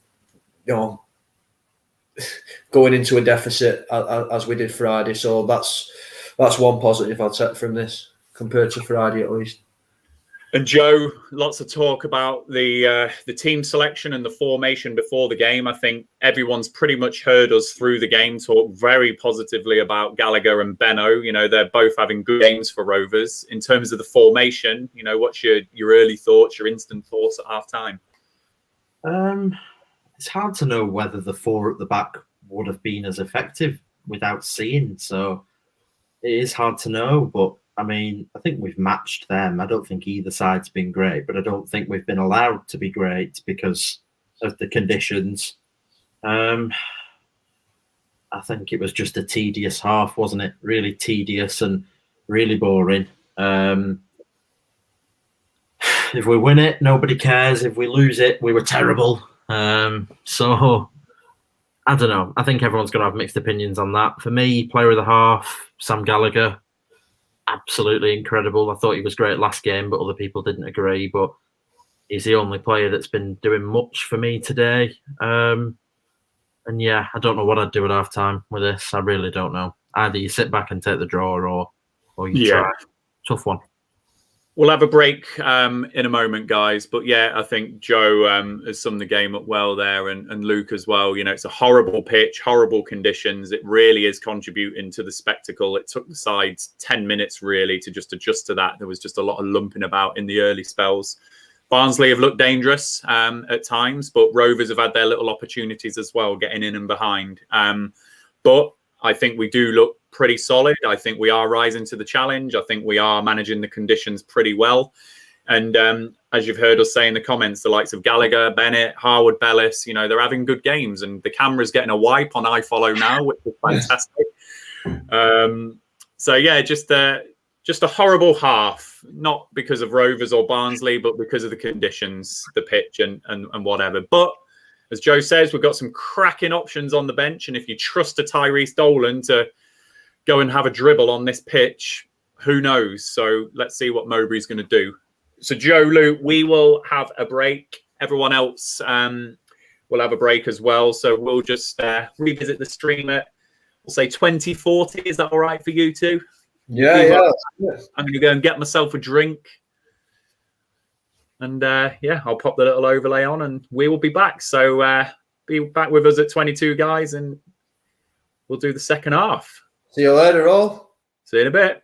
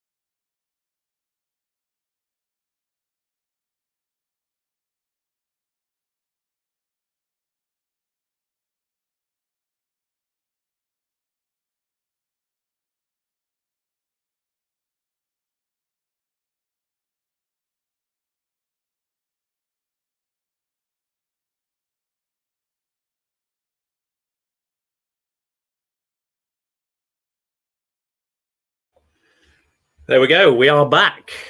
That was a good break. I got myself a cup of tea. So life is good. Life is good. So let's just dip into the comments. Other things that we'll have. So I think we got a Barnsley fan with us, Lee. I saw you commenting. So we'll bring some big. Oh, I love that. But DK, Andy Simcox, the Barnsley fan who joined us, he was talking about DK yesterday, Lee. So we had this earlier on in the season against Bristol City when they brought on Jeju.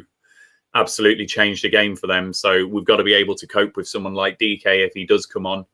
And then Chris, I think if we're going to look to play long through balls, then Dolan could be key later on. So, yeah, not any other comments that we've had. So, Joe, now you've had a bit more chance to reflect and unpick your thoughts and digest your thoughts. You know, how did you find that half for Rovers? It's interesting to talk about it whilst all the highlights from the half are playing back on now.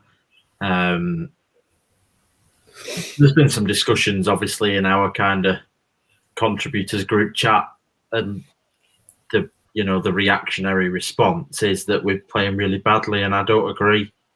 I think we're playing the way that we have to cope with the conditions.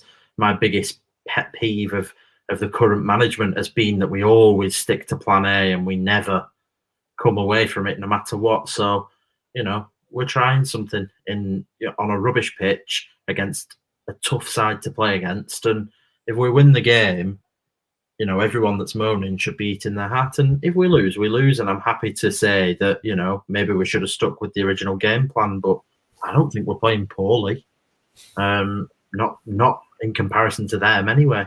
I don't know what you think, but I think it's a horrible game, isn't it? It's those in a season that you get. It's those tough Tuesday night games. And I don't care what level of footballer you are on a pitch like this and in conditions like this. Football is a psychological, mental game at the end of the day. So you're going to play like the conditions are. So you saw that the first 10 minutes in. Hey? And it's Wednesday. And psychologically, if you think it's Tuesday. I don't know what day of the week is. I don't know where the game is. I'm loving it. I'm absolutely loving it, Ryan. I don't know if it's lockdown, but it's great. It's provided me. It's age and kids and homeschooling. It's sapped all my available brain energy. But no, those midweek games where the conditions and the pitch and all of that, isn't it? It's you have those. But I don't think it's been a bad performance. I think we've really dug in, and I think we've seen players come into the side and really make a good contribution. Harwood Bellis, Downing, Bennett, Gallagher have all made positive contributions into this side tonight. I think we've defended well. We haven't really looked like conceding, but for the odd lapse in concentration, I think on the whole we've defended quite well. I don't think Sorry, Luke. Ty Dolan. Just watched him run off. Good. That's where we come out. So fingers crossed. Maybe. Sorry to cut you off there. All I'm going to add to that is I don't think that the shot statistics do us any favours really, because I think we actually have found ourselves in some good attacking positions in that game and not managed to get the shot away. But I think that's credit to how we're playing and credit to the chances that we are creating. They've just not turned into shots as such. But I think if we carry on as we are doing, I can see us going on to snatch a win in a very, very scruffy and difficult midweek game. So continue as we are, and hopefully if we bring the likes of Ty on, things in attacking positions can only improve. He's come back on the pitch now. He must have just grabbed something from the side, so I don't think we'll see him anytime soon. Probably treating himself to a caramel macchiato. What a guy. Just like me. Have the prawns not caught up with you yet? Absolutely not. No, well, maybe because I'm flagging a bit, so maybe that it's just settled down nicely and it's got me flagging. I need some excitement in the game and the caffeine boost from a very lovely Tassimo bread. Here we go. Yeah, so the players just coming out. I'll just go into the comments. Chazavaza, good name. I really hope we win this game. Natalie, hello to you. Back line is solid. Simon Guy. Ollie, what's your halftime snack? Reese's peanut butter cups dipped in toffee nut. Oh, mate, that's class. Oh. That is good. Ollie Jim, come on down. And then Stephen, I think we are playing good, working hard and passing the ball quicker.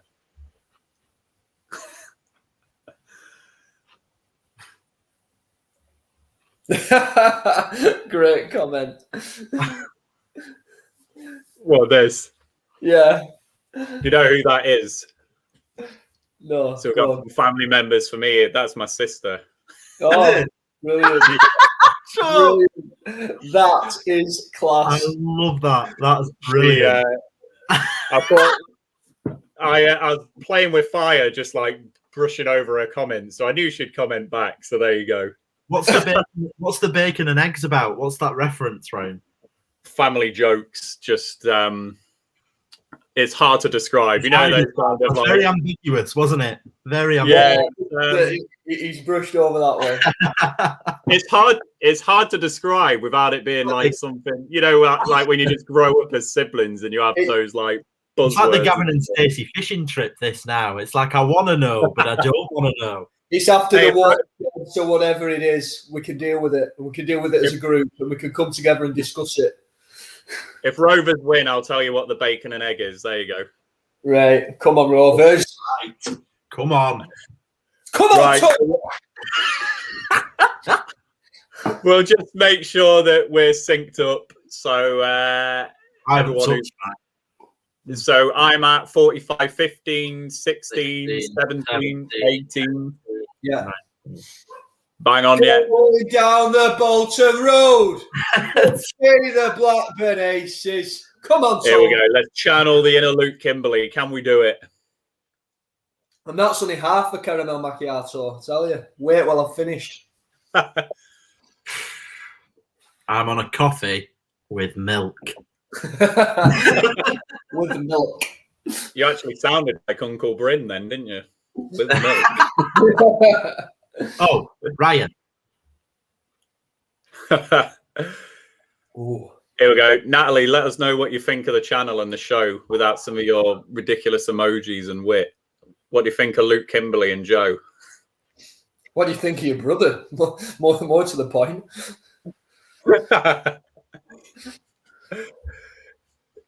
FM, come on. Yeah, you're getting everyone going here. Look at this. That's singing. Luke's our resident cheerleader. I'm just going to see pom-poms in a short skirt. Yeah. Hello. Wait to see what happens on a Sunday watch along. What, and the Middlesbrough 1-0? They were wearing the blue shorts. 1-0 could be on. Oh, come on. Paddy, to answer that question, I actually am, as I mentioned at the beginning, I'm in chronic tooth pain, so I'm on quite...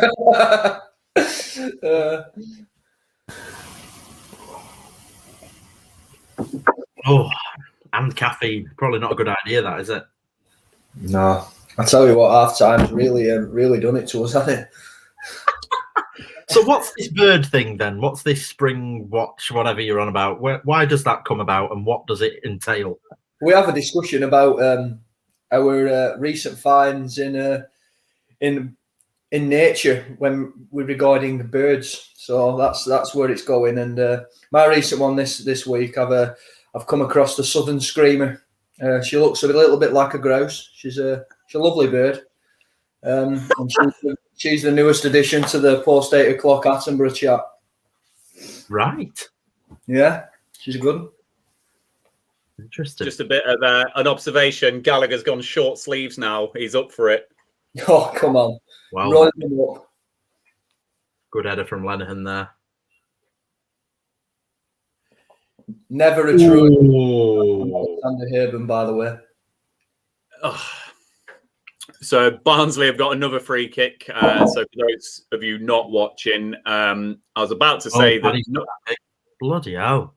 Sorry, nothing's happened in the nothing's happened in the 3 minutes until now. So it looks like it's slightly over the top from Lenihan, wasn't it, in terms of going into that tackle. So Mowatt's got a free kick a lot more central now than the ones that he's had previously, probably slightly left, about 30 yards out, I think it is. It's possibly too far to shoot, but you never know with Alex Mowat. So I'm just going to keep my eye on the back stick in case he does just float it into that area. So this is another chance for Barnsley, another free kick. We've got to acknowledge this one. I mean, if you can't watch that game and see that Sam Gallagher's been our best player, you've got to admit you're being prejudiced, because it's factual. It's right in front of you. He's not put a foot wrong. He's won every header. And people moan about him because they don't, they're used to not liking him and all that. That's not helpful. I know that you can say, oh, the season's gone and all that, and Bournemouth are winning, and that's frustrating. But I'm going to praise a player when I think they're playing well, and I mean, tell me, Ryan, Luke, I mean, we all agreed Gallagher's been great. Am I wrong? Yeah, he's had a fantastic game today. I think he's been anything good that's happened, which, some people will argue that not enough good's happened, etc. It's a difficult game, difficult conditions. And to be honest, all that we've had good in attacking positions is Gallagher's been part of it. He's, been winning, driving runs, holding off players, bringing Armstrong into the game. Had a chance where he got in a fantastic position, and you've got to be there. His touch let him down, but yeah, it's a much better performance from Sam Gallagher, and you've got to credit him when credit's due, really. Absolutely. So for those of you that aren't watching, the free kick for Barnsley did come to nothing, and it's just been a bit of a scrappy minute or so now. Rovers were just in the Barnsley half, but now they've just lumped it downfield and they're offside. So we're going to get a free kick just inside our own half here. In complete agreement with that comment there as well from Sam Wright. Gallagher, the best player on Friday. I thought he was good. Even at right, stick for the goal we conceded from the set piece, but that was Branthwaite really when you look at it and analyse it.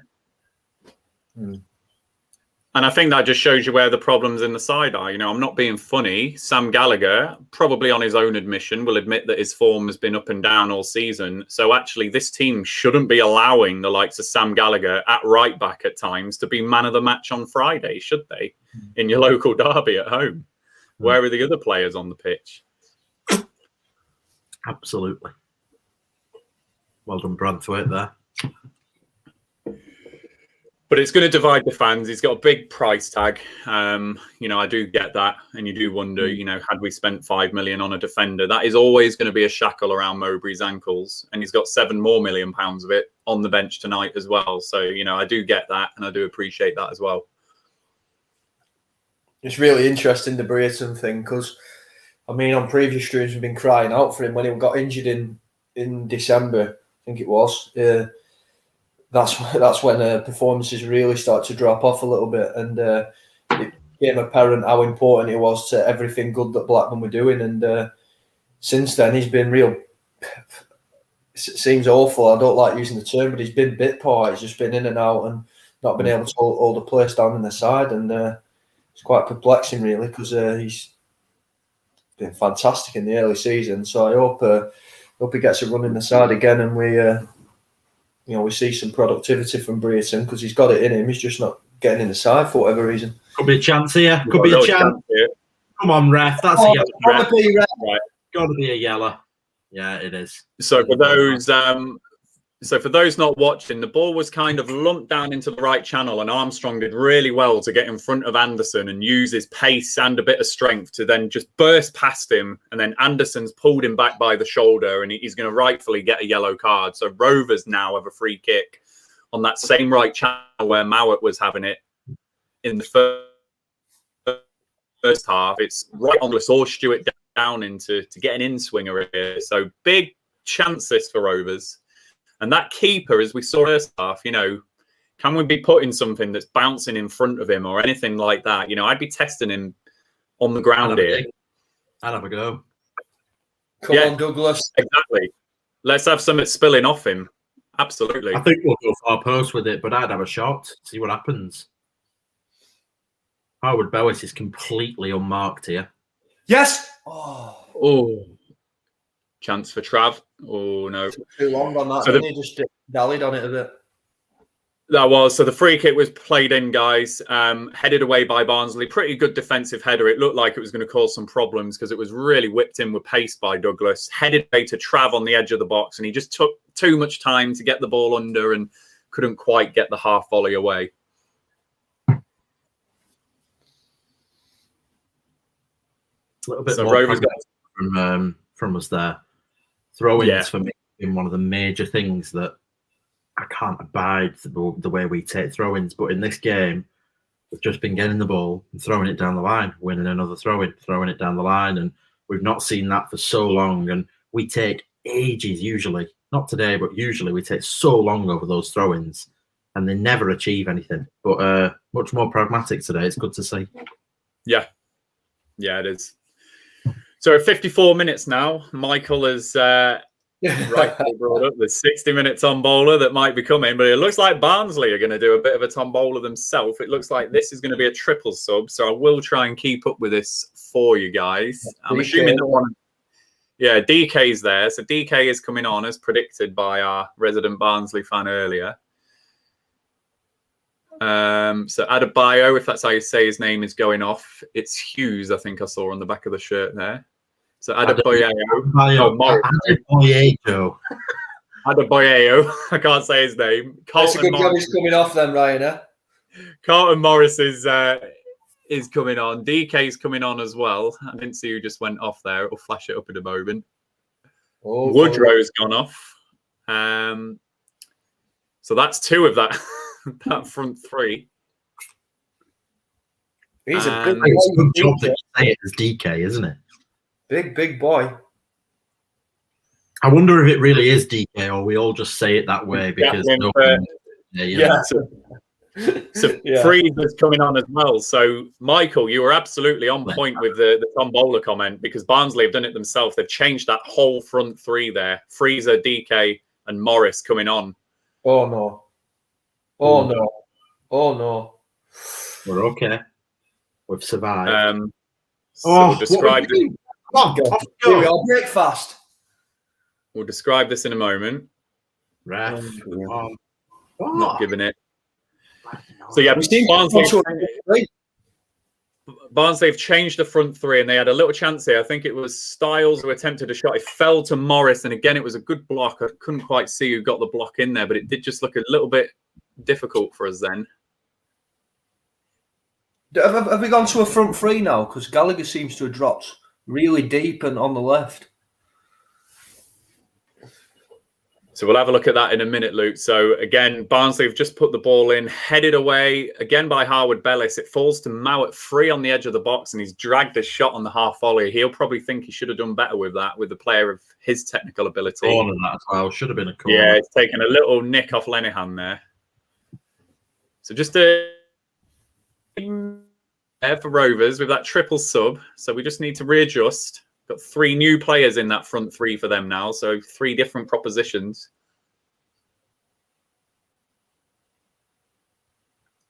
Yes. Oh, poor touch. Poor touch. Yeah. Got to do better there, Benno. Got to do better. Yeah. So for those of you not watching, it was we threw it, the ball made its way into the box. Armstrong with a really intelligent layoff to Benno on the right side of the box and needed to just do better with the shot, as Joe said. And we've now got a corner. He's going to show this chance.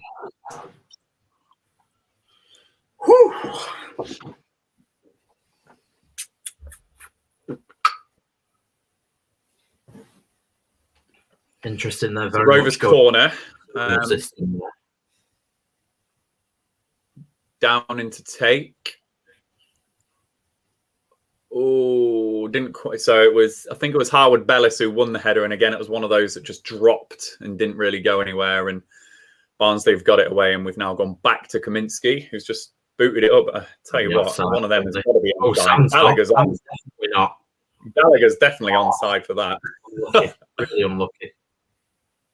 Get to him. Oh, we're all right. We're all right. Keeper. There we are. So for those of you not watching, we've just gone back to a little bit of this end-to-end. So Rovers lumped it forward, and we had 3 players who seemed to be bearing down on goal at one point. Barnsley then did the same. We've now got the ball in the centre of the park with Travis, and he's just clipped it over and through to the keeper. So a bloody mad minute there. Frantic. Absolutely frantic. That's the way the game's going to be against a side like this, though. This is what they do, and this is why they've been winning some games recently, because they just don't give you any time. That was DK on Branthwaite there, so Branthwaite's got to be stronger against him. Just that Jeju Bristol City game will just always haunt me. Well, don't. Come Which on. one? I think he's come on against us plenty of times and scored, hasn't he? Get rid now. Oh, Jesus. What are we doing? Please get rid. Oh, well played. Played Brad. Bradley Dack. So we'll just describe this in a minute. Do not let him shoot on the edge of the box. There we go. So just a little bit loose from Rovers there on the left side of the box. We had a chance to get it away and we didn't. And then Barnsley just managed to fashion a little opportunity for Mauer on the edge of the box, who he really should have shot, but he didn't. But just before that, it was Callum Styles who had a shot, and Dackie's flown in there to block it. So we are putting bodies on the line here and really digging in for the cause. Bit of a crucial 5 or so minutes here, because this front 3 have definitely just given them a little lift and a little bit of something different that we just have to adjust to. Oh, nice. Good header. Was that Bennett? Yeah. Yeah.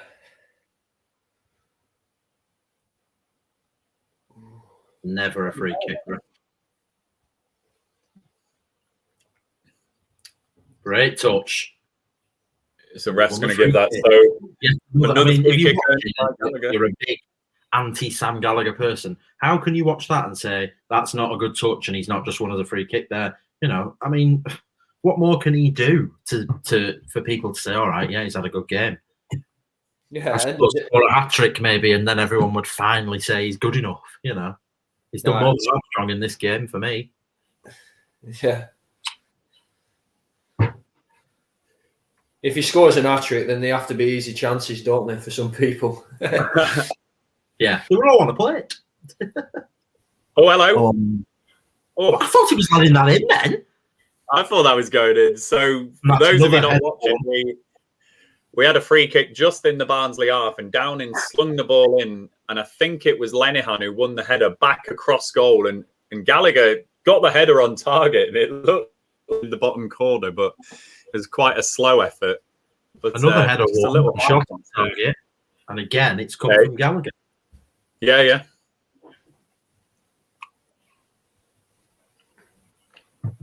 Here we go. Let's look at the chance. Downing plays it in. I think it's Lenihan. Yeah, it's Lenihan. And then Gallagher. Yeah, it's a little sniff, that chance. Just didn't get the power in the header.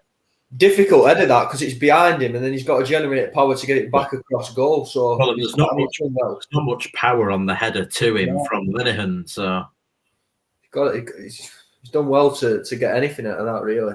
Yeah. Chance. Well played, Brad. Just a Dack on the halfway line here. Just really held the ball up well for Rovers there. I mean, Gallagher. Unlucky. That was good. I like seeing him run at people now. It looks like a more confident Sam Gallagher. Yeah. At least he's trying to make a bit of ground on. You know, we need to make something happen. It's not just going to happen on this pitch. Agreed. So I'm just going to come into the. We've got 60 minutes, by the way. I think if we were going to talk about who would we all bring on and off and stuff like that in terms of subs, I think for me, not to lead things, sorry, Ryan. I think I'd be thinking about getting Downing off for me. I don't think he's done anything in this game. I'd look to bring Davenport on personally. Get a bit of energy in there. I was just going to go into the comments just really quickly. So Ronan, this has got 0-0 written all over it, but vital that we take the 3 points. Michael, win by any means necessary. Is it 1 goal wins? I mean, certainly as far as Rovers are concerned, probably Michael. Particularly if we were to go behind. Sam just don't seem to have that bit of quality. I think that's where the pitch is really not helping us tonight. And both sides as well, actually, Sam. I think it's hard to get that flowing, fluid stuff going in the final third with tonight's pitch. Chris, let's get Dolan on. Steve, Dak needs to come off, I think. Ronan, are you watching from your cave? The background has that vibe. I really wish it was, Ronan, but it's my garage and it's also where I work from home as well. So behind that flag are the shelves of crap in my garage. So that is where I do all of these streams, I'm afraid. And I wish it was indoors because it gets cold in here at times. But yeah, not my man cave, I'm afraid. I wish it was. And then Alexander, I'd love it if Gallagher scored. Just simply love it. That has vibes of a famous Kevin Keegan, doesn't it, really? It does. Oh, Tommy K. We love it. Tommy. Oh, that on your chips, lads. That went. That's gone. Oh. Is he struggling with this? Is that keeper? We've won that. We've run that throw in all the way up at their end of the pitch purely from the goalkeeper. So impressive. Oh. Wrong side, Bramthwaite there. Got away with that. He's given us the advantage, actually. So Rovers are building now. Howard Bellis has just pumped a diagonal up to Gallagher, who didn't quite win it. It was good defending there. Do you know what? Bramthwaite's got to be calmer there. When you consider how well we've managed this half with the players that we've got on the bench, interesting half an hour to come this. There's not many apart from absolutely that you can bring on that won't change the system, though. I don't think Brereton will. Absolutely. I mean, 𝐕𝐈𝐃𝐄𝐄 could probably come on and play the Dak role, but I don't think Dak's had that bad of a year. I think it's one of his better games since he's come back from injury, personally. Agreed. Difficult that game, this, though, unfortunately. It's not going to be one that Bradley doesn't have great influence over. He didn't give the free kick then, and because he put the ball in between his legs and held it, they gave the free kick 15 seconds later. It's an absolutely shocking decision, that. Bramthwaite's fuming. So shocking decision. Absolutely. For those of you not watching, as you can tell by Joe and Luke's reaction there, it's Rovers are feeling very hard done by with this decision. So definitely a free kick earned by the Barnsley lad there, Freezer, I think it was. And I'll just look at the replay as it comes up here. So Freezer controls it. Bramthwaite does catch him a little bit, but he's still trying to win the ball. But the linesman had already flagged. So let's just have a look. It's a soft one. Still not giving it. Now he gives it. What? Yeah. So the ball went out for a foul in the end, and the lino brought it back for the free kick. So this is yet another free kick for Barnsley in that right channel. This one's right on the touchline, though. Obviously, we're in the opposite half now, but in the same area on that right. It's probably just about level with the 18-yard line in terms of, if you imagine it, just closer to the throwing line. So it's going to be a real good opportunity for Mowat to whip this ball in. These are the sort of things that really worry me when we've managed the game so well. I hope we don't let ourselves down here now.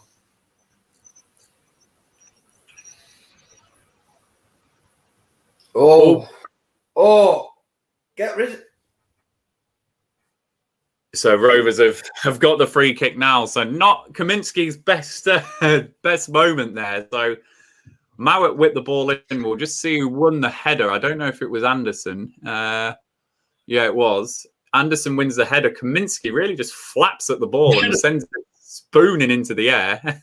It's poor refereeing, though, again, because DK has fouled Howard Bellis here. I mean, that's a free kick. He's all over it.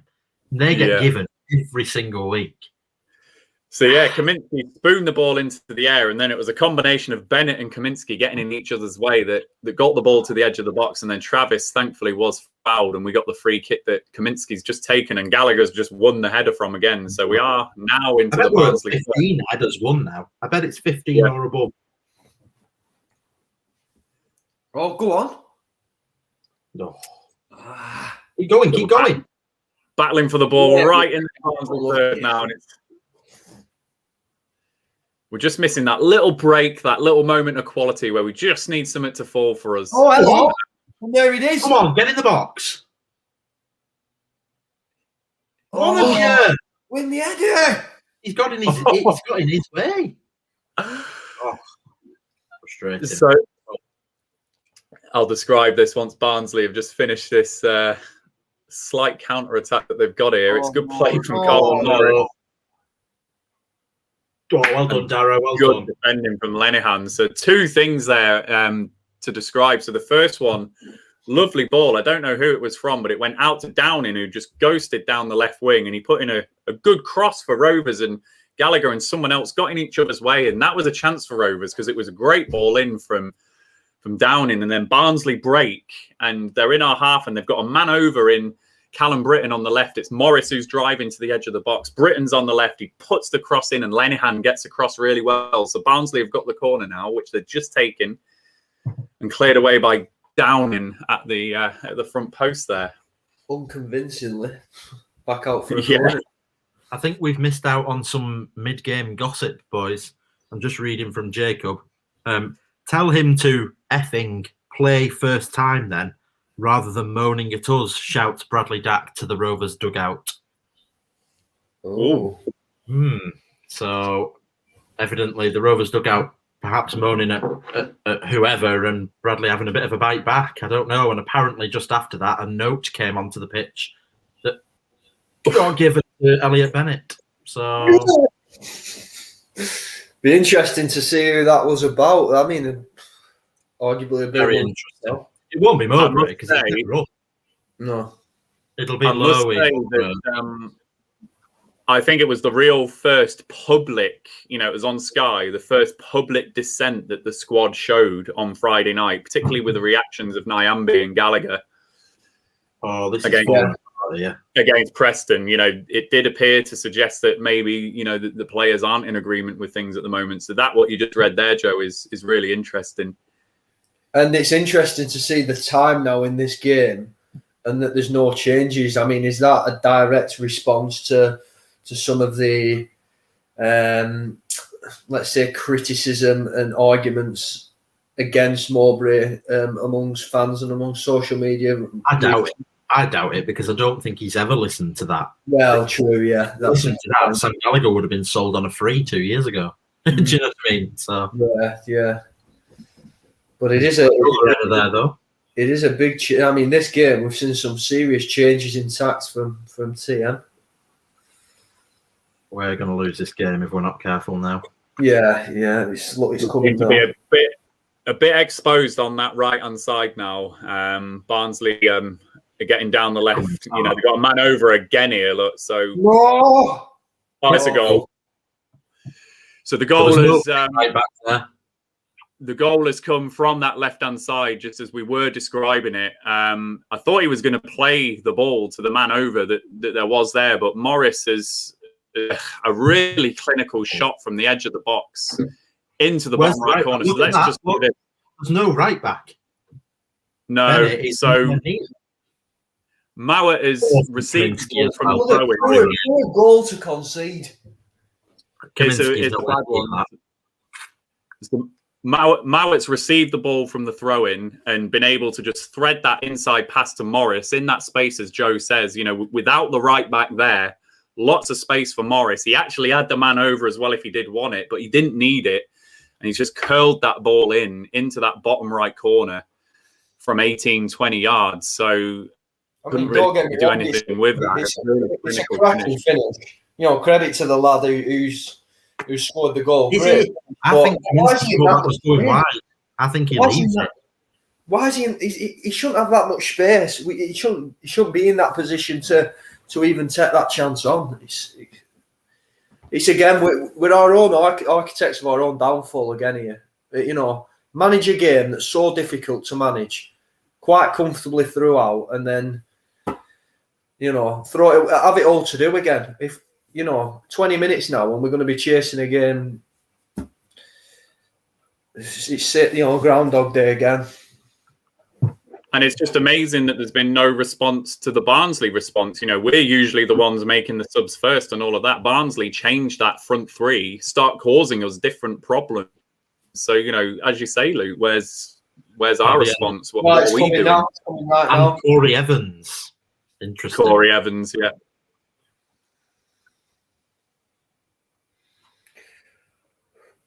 So, Rovers fans, I need to update that ticker at the bottom.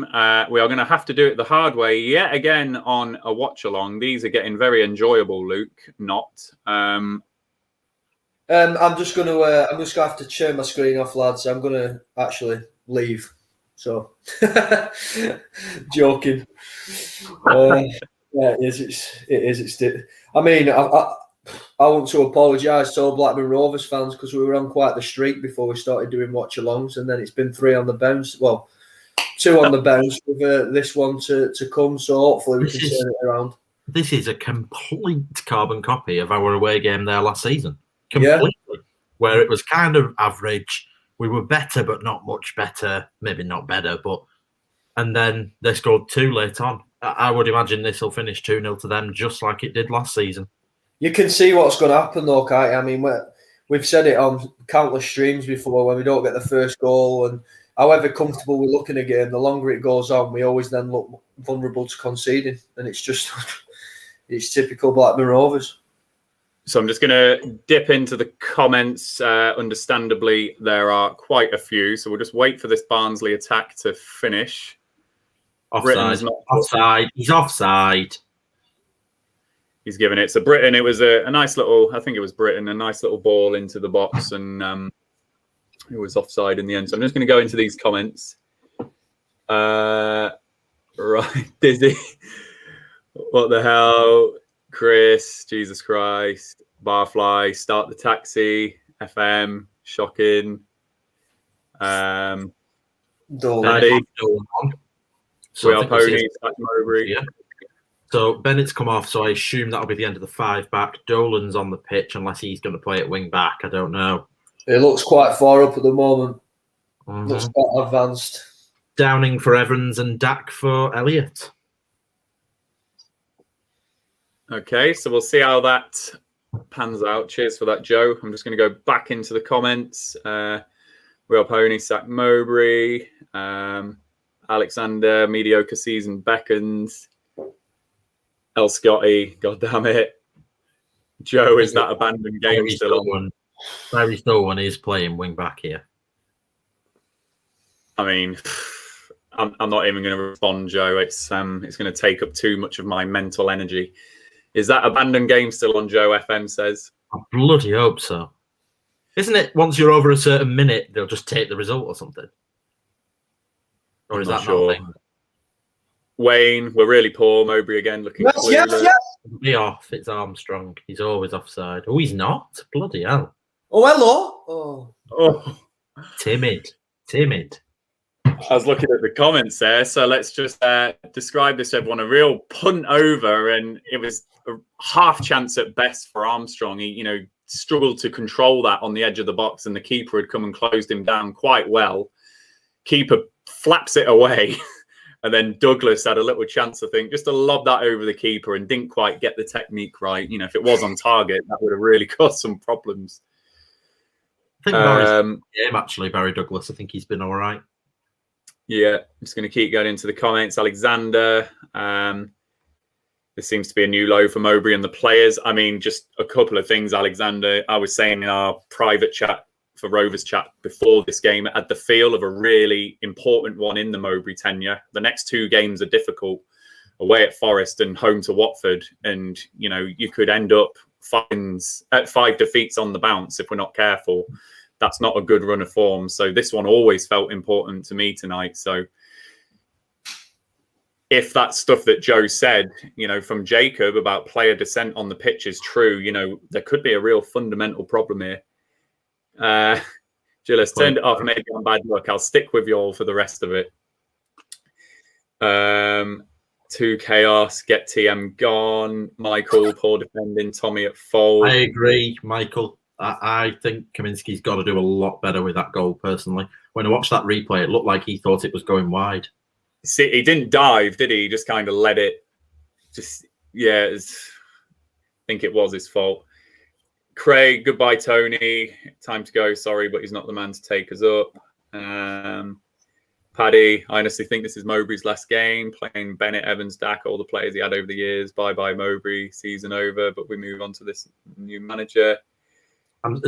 He's not playing players for one last hurrah as like a thanks for playing for me thing. That's foil hat theories now. It's just silly that.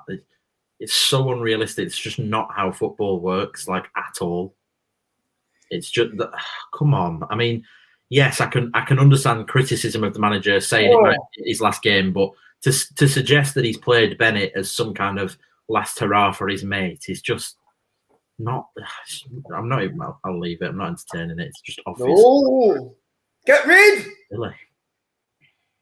And then Ollie James 1-0 down, and we bring an unfit and most defensive player in Corey Evans on. So I think, what is probably going to feature a lot in the post-match live streams, just as we look at this replay, Kaminski's bowled the ball out to Elliott and given him no chance really, and it's then broke to Morris a bit closer than his last shot. But in terms of the post-match stream, there's been a lot of focus on Mowbray's team selections this season and his tombola of substitutions and things like that. And he seems to have done the worst of both worlds tonight. With an interesting team choice before and then a lack of reaction during the game. So he's really not helped his cause out, Mowbray, tonight. And, if it does end in a defeat... Sorry, Joe. I was just agreeing. He's not helped himself at all. Blackburn Rovers not good for your general health, are they really? They're not. Only if you get your hopes up. Yeah, true.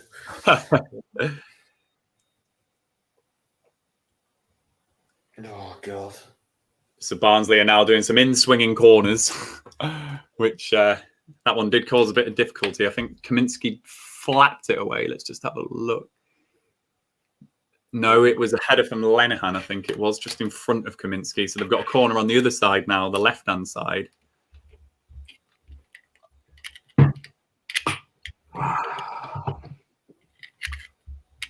Oh, so, birds.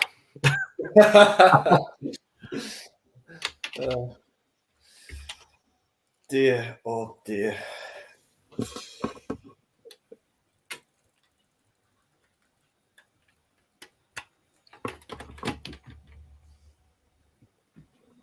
Well, we're over the hump anyway. That's the main thing. It's nearly Thursday, which means it's nearly Friday, which means it's nearly Saturday. So let's just keep wishing our lives away.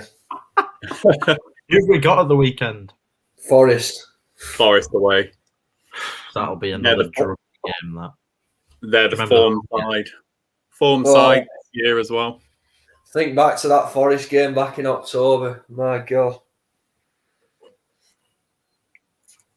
Oh, leap year, man. This is painful, lads. You're telling us, leap year, man. We try and bring the high spirited, the entertainment, but this is what we're dealing with. Here we go. Scotty, what did you have for tea tonight, lads? Need something to talk about. I had a win. That's a good tea. Good that. Jeez, you know what Luke had? Oh yeah, Luke had the Peruvian prawn chowder, and it was absolutely fabulous.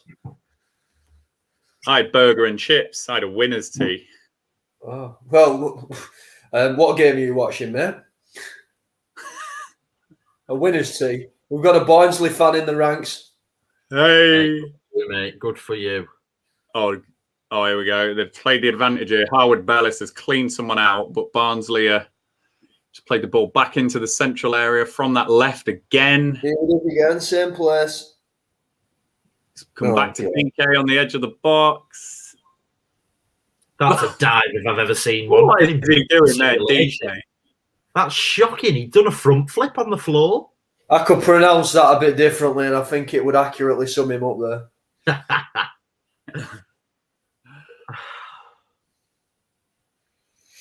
Oh, he's got a booking for that for me. Don't care about the rest of the game. The yellow card means nothing really, but that is such a bad dive. He literally does a front flip on the floor. I mean, what the hell is that? There's no way the momentum flips you 360 degrees. It's just ridiculous. Joe, I mean, Oh God, people are going to be clipping this, aren't they? hey, yeah. I'll tell you what, Tom. That's one way to get into sign a contract.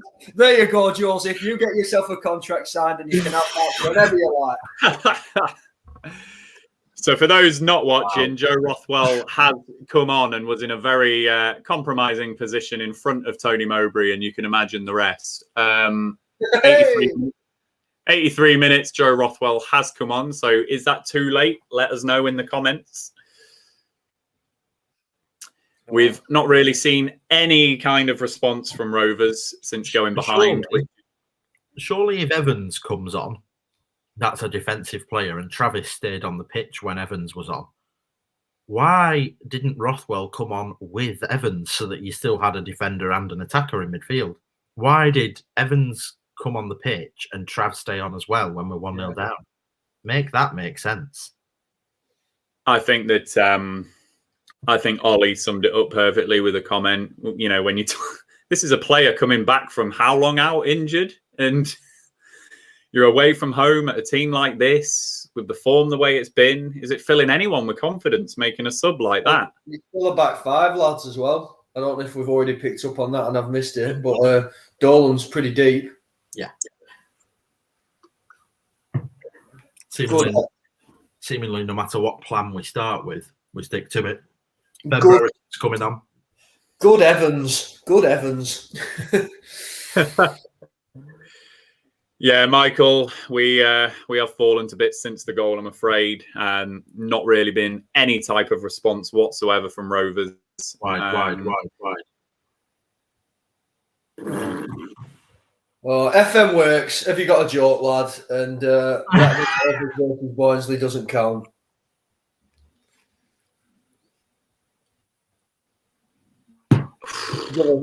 Give us a smile. Balls like that from Barry Douglas just there, you know, had the right intent. You know, he's trying to find Gallagher just slightly in that channel, but it's just going to run through on a pitch like this and very, very easy to defend. What is Ben Burton going to achieve in 5 minutes? What? Let's bring a player on that can change the game, but with only 5 minutes left. Watch it be for Gallagher as well, who has been our best attacker. I mean, you can't not praise Armstrong. You can't not say that he's been fantastic for us this season. But he's not, you know, he touched the ball today. Yeah, and I mean, he's not got this bubble. He shouldn't have this bubble around him that we can't take him off or we can't, you know, not start him or whatever. Like, I think it's becoming our Achilles heel that Adam Armstrong seems to be untouchable in this 11. Anybody going to tackle this lad?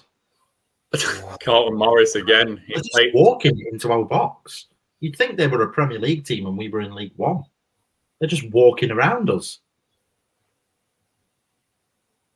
Come on. Oh, my God. It's every time we get it, we give it away again. And I mean, that, you know, is an experienced international footballer.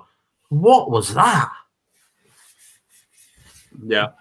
I mean, that just smacks of someone that's been out of the side. Yeah, there it is. Let's bring off the player who's done the most. It's a predictable substitution. I mean, we need a goal. You know, he's a big lad. We need a goal, whether it means lumping the ball up top and just sticking Gallagher up there and making it stick somehow. Why would you take him off? Bring one of the centre-backs off and switch at the back and have Brereton and Gallagher on the pitch at the same bloody time. Why not? Get Samba up top. Oh, dear. I mean, we've not even had a sniff. No. I mean, it was looking... I think, as Luke said, it was looking, you know, at half-time, you're thinking, right, we've really kind of managed the conditions well and, you know, we've played a sensible game, etc., etc. But that team that he put out in the first half... Oh, my God! It achieved its purpose and what it needed to do. You make your changes to then go and win the game from that basis that he's formed. And he's just not reacted at all. Barnsley have reacted, changed that front three and caused us problems down that left-hand side. And, you know, Just It so were a game that we're always gonna be 0-0. I mean, when it started and when the conditions were as they were, it were a game that we're gonna be 0-0 or we're gonna be nicked by 1 goal. And it's just a case of managing the game, and we did that well in the first half, like you said, Ryan. And the second half has been abysmal. Oh, here we go. Should be 2-0. Should be 2-0. Oh, I mean, no. Should be 2-0 there. Should be game over. And I think it already is. Bit of a chance there for Barnsley for those not watching. They got the ball forward, and then Morris was fairly unmarked when the ball got knocked into him into the box, and he pulls it back. And it was Mowat on his right foot, just a bit of a nothing finish over the bar. So let off for Rovers there. We're definitely into the hope more than looking like getting anything out of this game now, as you can tell from Joe's current reaction. One of the worst halves of football I've ever watched. We were all right first half. I thought we matched what they were achieving, but we've literally not had a sniff this half. We've done nothing. And then you've got to be honest then. I mean, like you said, we managed the first half well, but you've got to be honest then. If you take it as a 90, it's been poor. First half was 6 out of 10. Second half been 2, average 4. When you talk about managing a half, okay, we did. Here we go. This is 2-0, 2-0, 2-0. Exactly what Joe said. 2-0. So it's 2-0 Barnsley. For those of you not watching, Alex Mowat has just scored a goal. So I'll just look at the replay for how he ended up getting the ball in that position. But he's ended up one-on-one with 𝐂𝐿𝐄𝐄𝐿, rounds the goalkeeper, slots it in. So let's just have a look at this. DK wins a flick. Good 3 centre backs are all stuck together. Yeah. So Harwood Bellis and Corey Evans have not covered themselves in any type of glory there. Just gone to the ball, and it's allowed Mowat just to really attack the space, drive through into the box, round 𝐂𝐿𝐄𝐿 and into the net. So sadly, another defeat for Rovers. I think this is it, isn't it?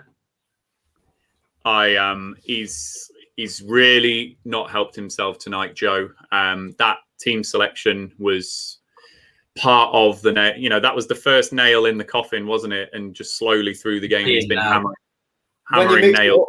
When you mix it up like that, you've got it's got to come off. It's got to come off, and it didn't. It hasn't. Now we're playing some football. Too little, too late every time, innit? We don't get that first goal, and then we go chasing games, and it's just embarrassing, yeah. So there's 5 minutes of injury time, guys. 4 minutes of them to go. Do join us on the post-match live stream. As Paddy pointed out earlier, about comments. We've not done all the Mowbray out stuff on here and whatever. But if you do want to have your say a bit later on about the game, we should be live at about 10 p.m. on the channel. So there'll be a separate stream that we do. So go and get yourself a drink or whatever you need to do, and we'll be live at 10 p.m. If you do want to call into the show, there you go. Do tweet Rovers Chat, send us a DM, Rovers_chat. You can come and join us on the panel. We've had people on before. FM Works has been on before, who you've seen in the comments tonight. So come and discuss what you want to say about Tony Mowbray, and you can have your say. But as you always do, hit us with the comments. Let's have the discussion points. Let's talk about the game tonight and talk about the future. Because I think, slowly, well, not slowly now, it feels like a bit of an avalanche, a bit of a tipping point. I think a lot of the fan base is now thinking the same about this manager, unfortunately. So let's see what we can discuss a bit later on. I mean, you've got to look at the last 3 games as a block. And I can't think of 3 consecutive games where we've been as poor in a long time. Certainly in Mowbray's tenure. The last 3 games have been absolutely awful. Yeah, I agree. And just a couple of things, Ollie. We're a total mess, constantly changing tactics, not formations. Tony does not do formations. Starting an unfit Bennett, who's a League One player at best. The confidence in the team is low. Michael Pearson, hard to take this. Ronan, bit of a Titanic atmosphere now. Stephen, can't believe I'm saying this. Tony, not good enough. Alexander, we never took the game to them in the second half. Naylor, I can't wait till February is over. I hate February. Tony really hasn't done himself any favours tonight. No, he's not. Absolutely hasn't. Offside. Oh, he's on. Oh, that'll do. So Rovers have scored. Something to shout about. Out of nowhere, Adam Armstrong has scored. You know what? Can I just say, perfect, really, because like we're not going to win the game, obviously, so it doesn't matter. But that takes him on to 20 now in all comps, because if we're not getting promoted and Tony Mowbray is not going to be our manager, we need to sell him for 25 million. So him getting a consolation goal, if that's all we're going to get, it's something. You know, that's just more value. So just to describe the goal, really fair play to him. Good finish, that. For those not watching, Branthwaite nicked the ball in midway in the Rovers half and then managed to play it into Harvey Elliott, who's then just threaded the pass through to Armstrong, another one of those left-footed curled passes that he does. Armstrong's controlled it really well, bared down on goal and finished really well. So let's see what happens with the final 40 seconds. Barry Douglas is going to launch it. Imagine. It's a long throw in here. It's a chance. So it's man. Cleared by Barnsley. Hey, back in. Still alive. Wide. Offside. Yes. Brereton's on. Oh, my word. Ball. Oh, he's offside. Let's give it. I think that'll be that. I think so. So Taylor Harwood-Bellis was offside. I don't think Brayo was, but Harwood-Bellis got close enough for it to count. Look at Mowbray there. I mean, it's the last minute of the game. We're desperate to try and get a goal, and it looks like he's just having a shit and reading the paper. I mean, it's not good. No, I mean, we can laugh about it all we want, but it's not good news. I'm really uninspired. And some of these players tonight, they'll feel like they've put in a real shift, you know, particularly first half, and feel like they've got no reward. This is where you need your manager to earn his corn. This is where you need your manager to be making the right subs at the right time, using that big squad. Last minute game. Is that? Should be it, shouldn't it? That's really poor. Was that Elliott? I think it was. I think so. Oh. So I think that's it. So Barnsley have won the game 2-1 for those of you not watching. So a very, very disappointing defeat. One which on top of the previous two, layered on top of the last 2 weeks of stuff that we've seen in the press and the post-match reaction to the Preston game from Mowbray. He has heaped pressure on himself in the fan base with this one. So please do join us for the post-match live stream. You know, we really want your thoughts. I will try and run through them. You know, when we have results like this, the comments do come in thick and fast. But I promise I'll run through them. I'll give you. Sorry to cut you off, but just while it's on the screen, I mean, the players here, they're having like 3 or 4 of them there. They're having a little team meeting on halfway there, hands over their mouths. It's not good, this body language. It really isn't. No. And do you know what? It could be something like, this might sound daft and far-fetched, but Ryan Nyambe is a well-liked player in that dressing room. You hear the players talk about it all the time, about how he's a gentle giant, the rhino and all of that. They could have reacted really badly to that tonight, you know, with him just being ousted in that way. That could have had a detrimental impact. No, I agree, Ryan. I think you could be spot on. Harmony in the dressing room has been massive since the League One season. That's what dragged us up, and I think ever since then, that's been what's allowed us to progress slowly. And if that goes, then yeah. Harmony in the dressing room is what he's based his management style on, Mowbray.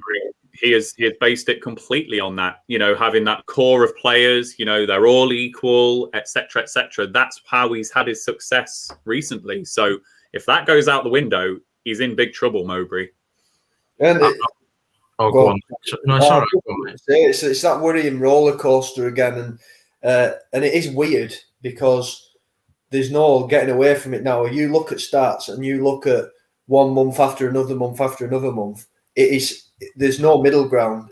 We have one fantastic month, i.e. January. We have one fantastic month, i.e. November, and then you have a December or you have a February to follow it, and that's bizarre that it shouldn't be like that. But I just want to say, obviously, I'm not here for post-match and that, and I know that me too. Thanks. Feelings are going to be negative, and I get that, and I feel the same way tonight. That was really hard to watch. But I do just want to say before we go that if this is it, and that is the end, I think it's the right time, isn't it? I think if it goes on any longer, he will become a manager that people don't remember fondly, and I really don't want that. No, you're right. A fan of my age, Tony Mowbray is one of the best managers I've ever seen, which sounds silly to some people. But, if you think about what a 20-year-old has witnessed at Rovers, really, in their living memory. So I think if this is it, I just want to throw my 2 cents in and say thanks very much to him. And in some ways, I kind of hope it is, because I really don't want it to end badly. And just before I do go as well, Sam Gallagher, best player on the pitch today, and I don't want to hear anybody slagging him off. Yeah, I'll just take what Joe's just said there and bottle it, because absolutely, if now is the time for Mowbray to go, then great. Let's just let him go with, as 𝐂𝐻𝐿, not so much the guard of honour as such, but just remember quite fondly, what he's done for this club and the past 4 years, almost to the day now, come Monday, that he spent at Rovers and really has turned it around and give us a club that we can be optimistic about and we can have hope and we can think of playoffs and things like that. Because this time 4 years ago, playoffs were not something Blackburn Rovers were ever thinking about. It were only a downward spiral. So absolutely, let's not let it turn toxic for Tony. Let's, as a fan base, let's be proud of ourselves as fans and not let this one turn sour. Dean Holden, anyone? No, thank you. No, Hey, listen, that's what's coming. Him or what's he called? Nigel Atkins. That's who's coming. It is. Yeah, I think the way that you both worded that is absolutely spot on, and that's what I will say to the fan base. We're not going to be a channel that's going to sit here and say Mowbray in. I think most of the fan base now agree that the time is for a change now, but we can do it in a dignified way. We can do it in a way without slagging the man off himself, Mowbray, because he has got the club's best interest at heart, and he always has done. But he's now been found out, and you look at Cardiff City, you make a change at the right point, you get a run of form at the right point, and you can get yourself back in there. And if it's going to prompt the right action from the likes of Adam Armstrong, from the likes of Ryan Nyambe, from the likes of Joe Rothwell, if we're going to get some clarity on what their future is going to hold as well, then a new manager can do what he wants to do with whatever money's available from selling Armstrong, for if Ryan Nyambe decides to leave the club regardless of the manager. But I think it's really important now, and this is on Steve Waggett. Waggett needs to give the next manager the best chance of success by not having an absolute pig's ear of a situation to sort out in terms of contracts. People like Holtby who aren't here anymore. We can't be rebuilding a squad of we can't be needing 10, 12, 15 players in the summer.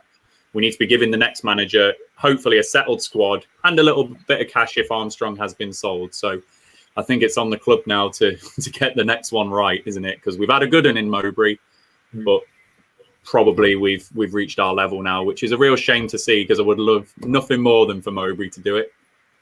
Yeah, he's done a great job, and for him to finish it off would have been lovely. But 17th of February 2021, plus 4 years just about. Thank you, Tony.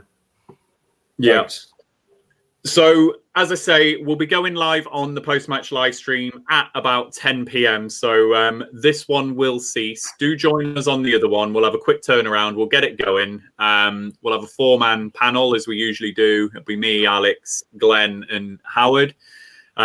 Please get in your comments. I really want the fan interaction tonight because there's going to be a lot of comments out there. A lot of you feeling the way that we are. Let us know how you're feeling. If there's any names of managers who you're thinking, let us know those names, because that is also an important part of this equation. You know, Tony goes is one thing. We then need to think about who the next manager is and if we're ultimately going to be happy with that. So let us know names, people, you know, proper viable options that you think the club can afford and attract. Those types of options, let us know. Joe, you've not been our good luck charm tonight, I'm afraid. So Luke is right. Me or him are the bad luck charm. And I don't want to not do a watch along and find out that it's me that's the bad luck charm. So Luke, we just need to keep going until we win. Yeah. I thought I might be able to get out of Saturday with got to run an errand. I thought I might miss the game, but I think I should be all right for it. So could be me on Saturday again, lads. So get ready for another defeat, I guess. Indeed. Well, Rovers fans, all of you that have joined us on the watch along tonight, the numbers were really great. We really appreciate your support, and it was really great to have you all joining us and putting up with the mutterings of me, Joe, and Luke. We did our best to cheer you up. Yeah, we don't know why you want to listen. We don't talk about anything. But if, like Steve Ward, we did help in any way, then good. And just before the Discord thing that we've set up, check it out. We've got it all over the Twitter if you want to know what that is. So join in. We'll be talking in there all the time. You know, you can ask us questions, and myself, Ryan, Luke, Dan, we're all in there. We post stuff on there for when we're going live. We'll have exclusive giveaways, loads of different stuff. So get on there. It's a really cool platform, and hopefully in sad times for Rovers, we can kind of connect you guys a little bit better. Well said, Joe. And just a reminder, if you want to call into the show in about 10 or so minutes time, please DM the Rovers chat account. But yeah, thank you all for your support. Thank you for sticking with us. We will keep doing these, win, lose or draw. We will do them. And I hope it's been okay for you tonight. It is 3 wins, 3 defeats on the bounce doing the watch along. So we will break our duck eventually. And you will see all of us get excited with some Rovers goals, but we're not quite there yet. So we'll end the stream there. I'll leave everyone with the 6 yards out message as we usually do. Joe, Luke, thanks for joining us. You know, we'll catch up again on Saturday for the Saturday streams as we do for the Forest game. We'll see if the situation's changed. Everyone else, please join us on the new stream in about 10 minutes time. We'll get that going again. Yeah, so thanks very much. Thanks, guys. Rover and out.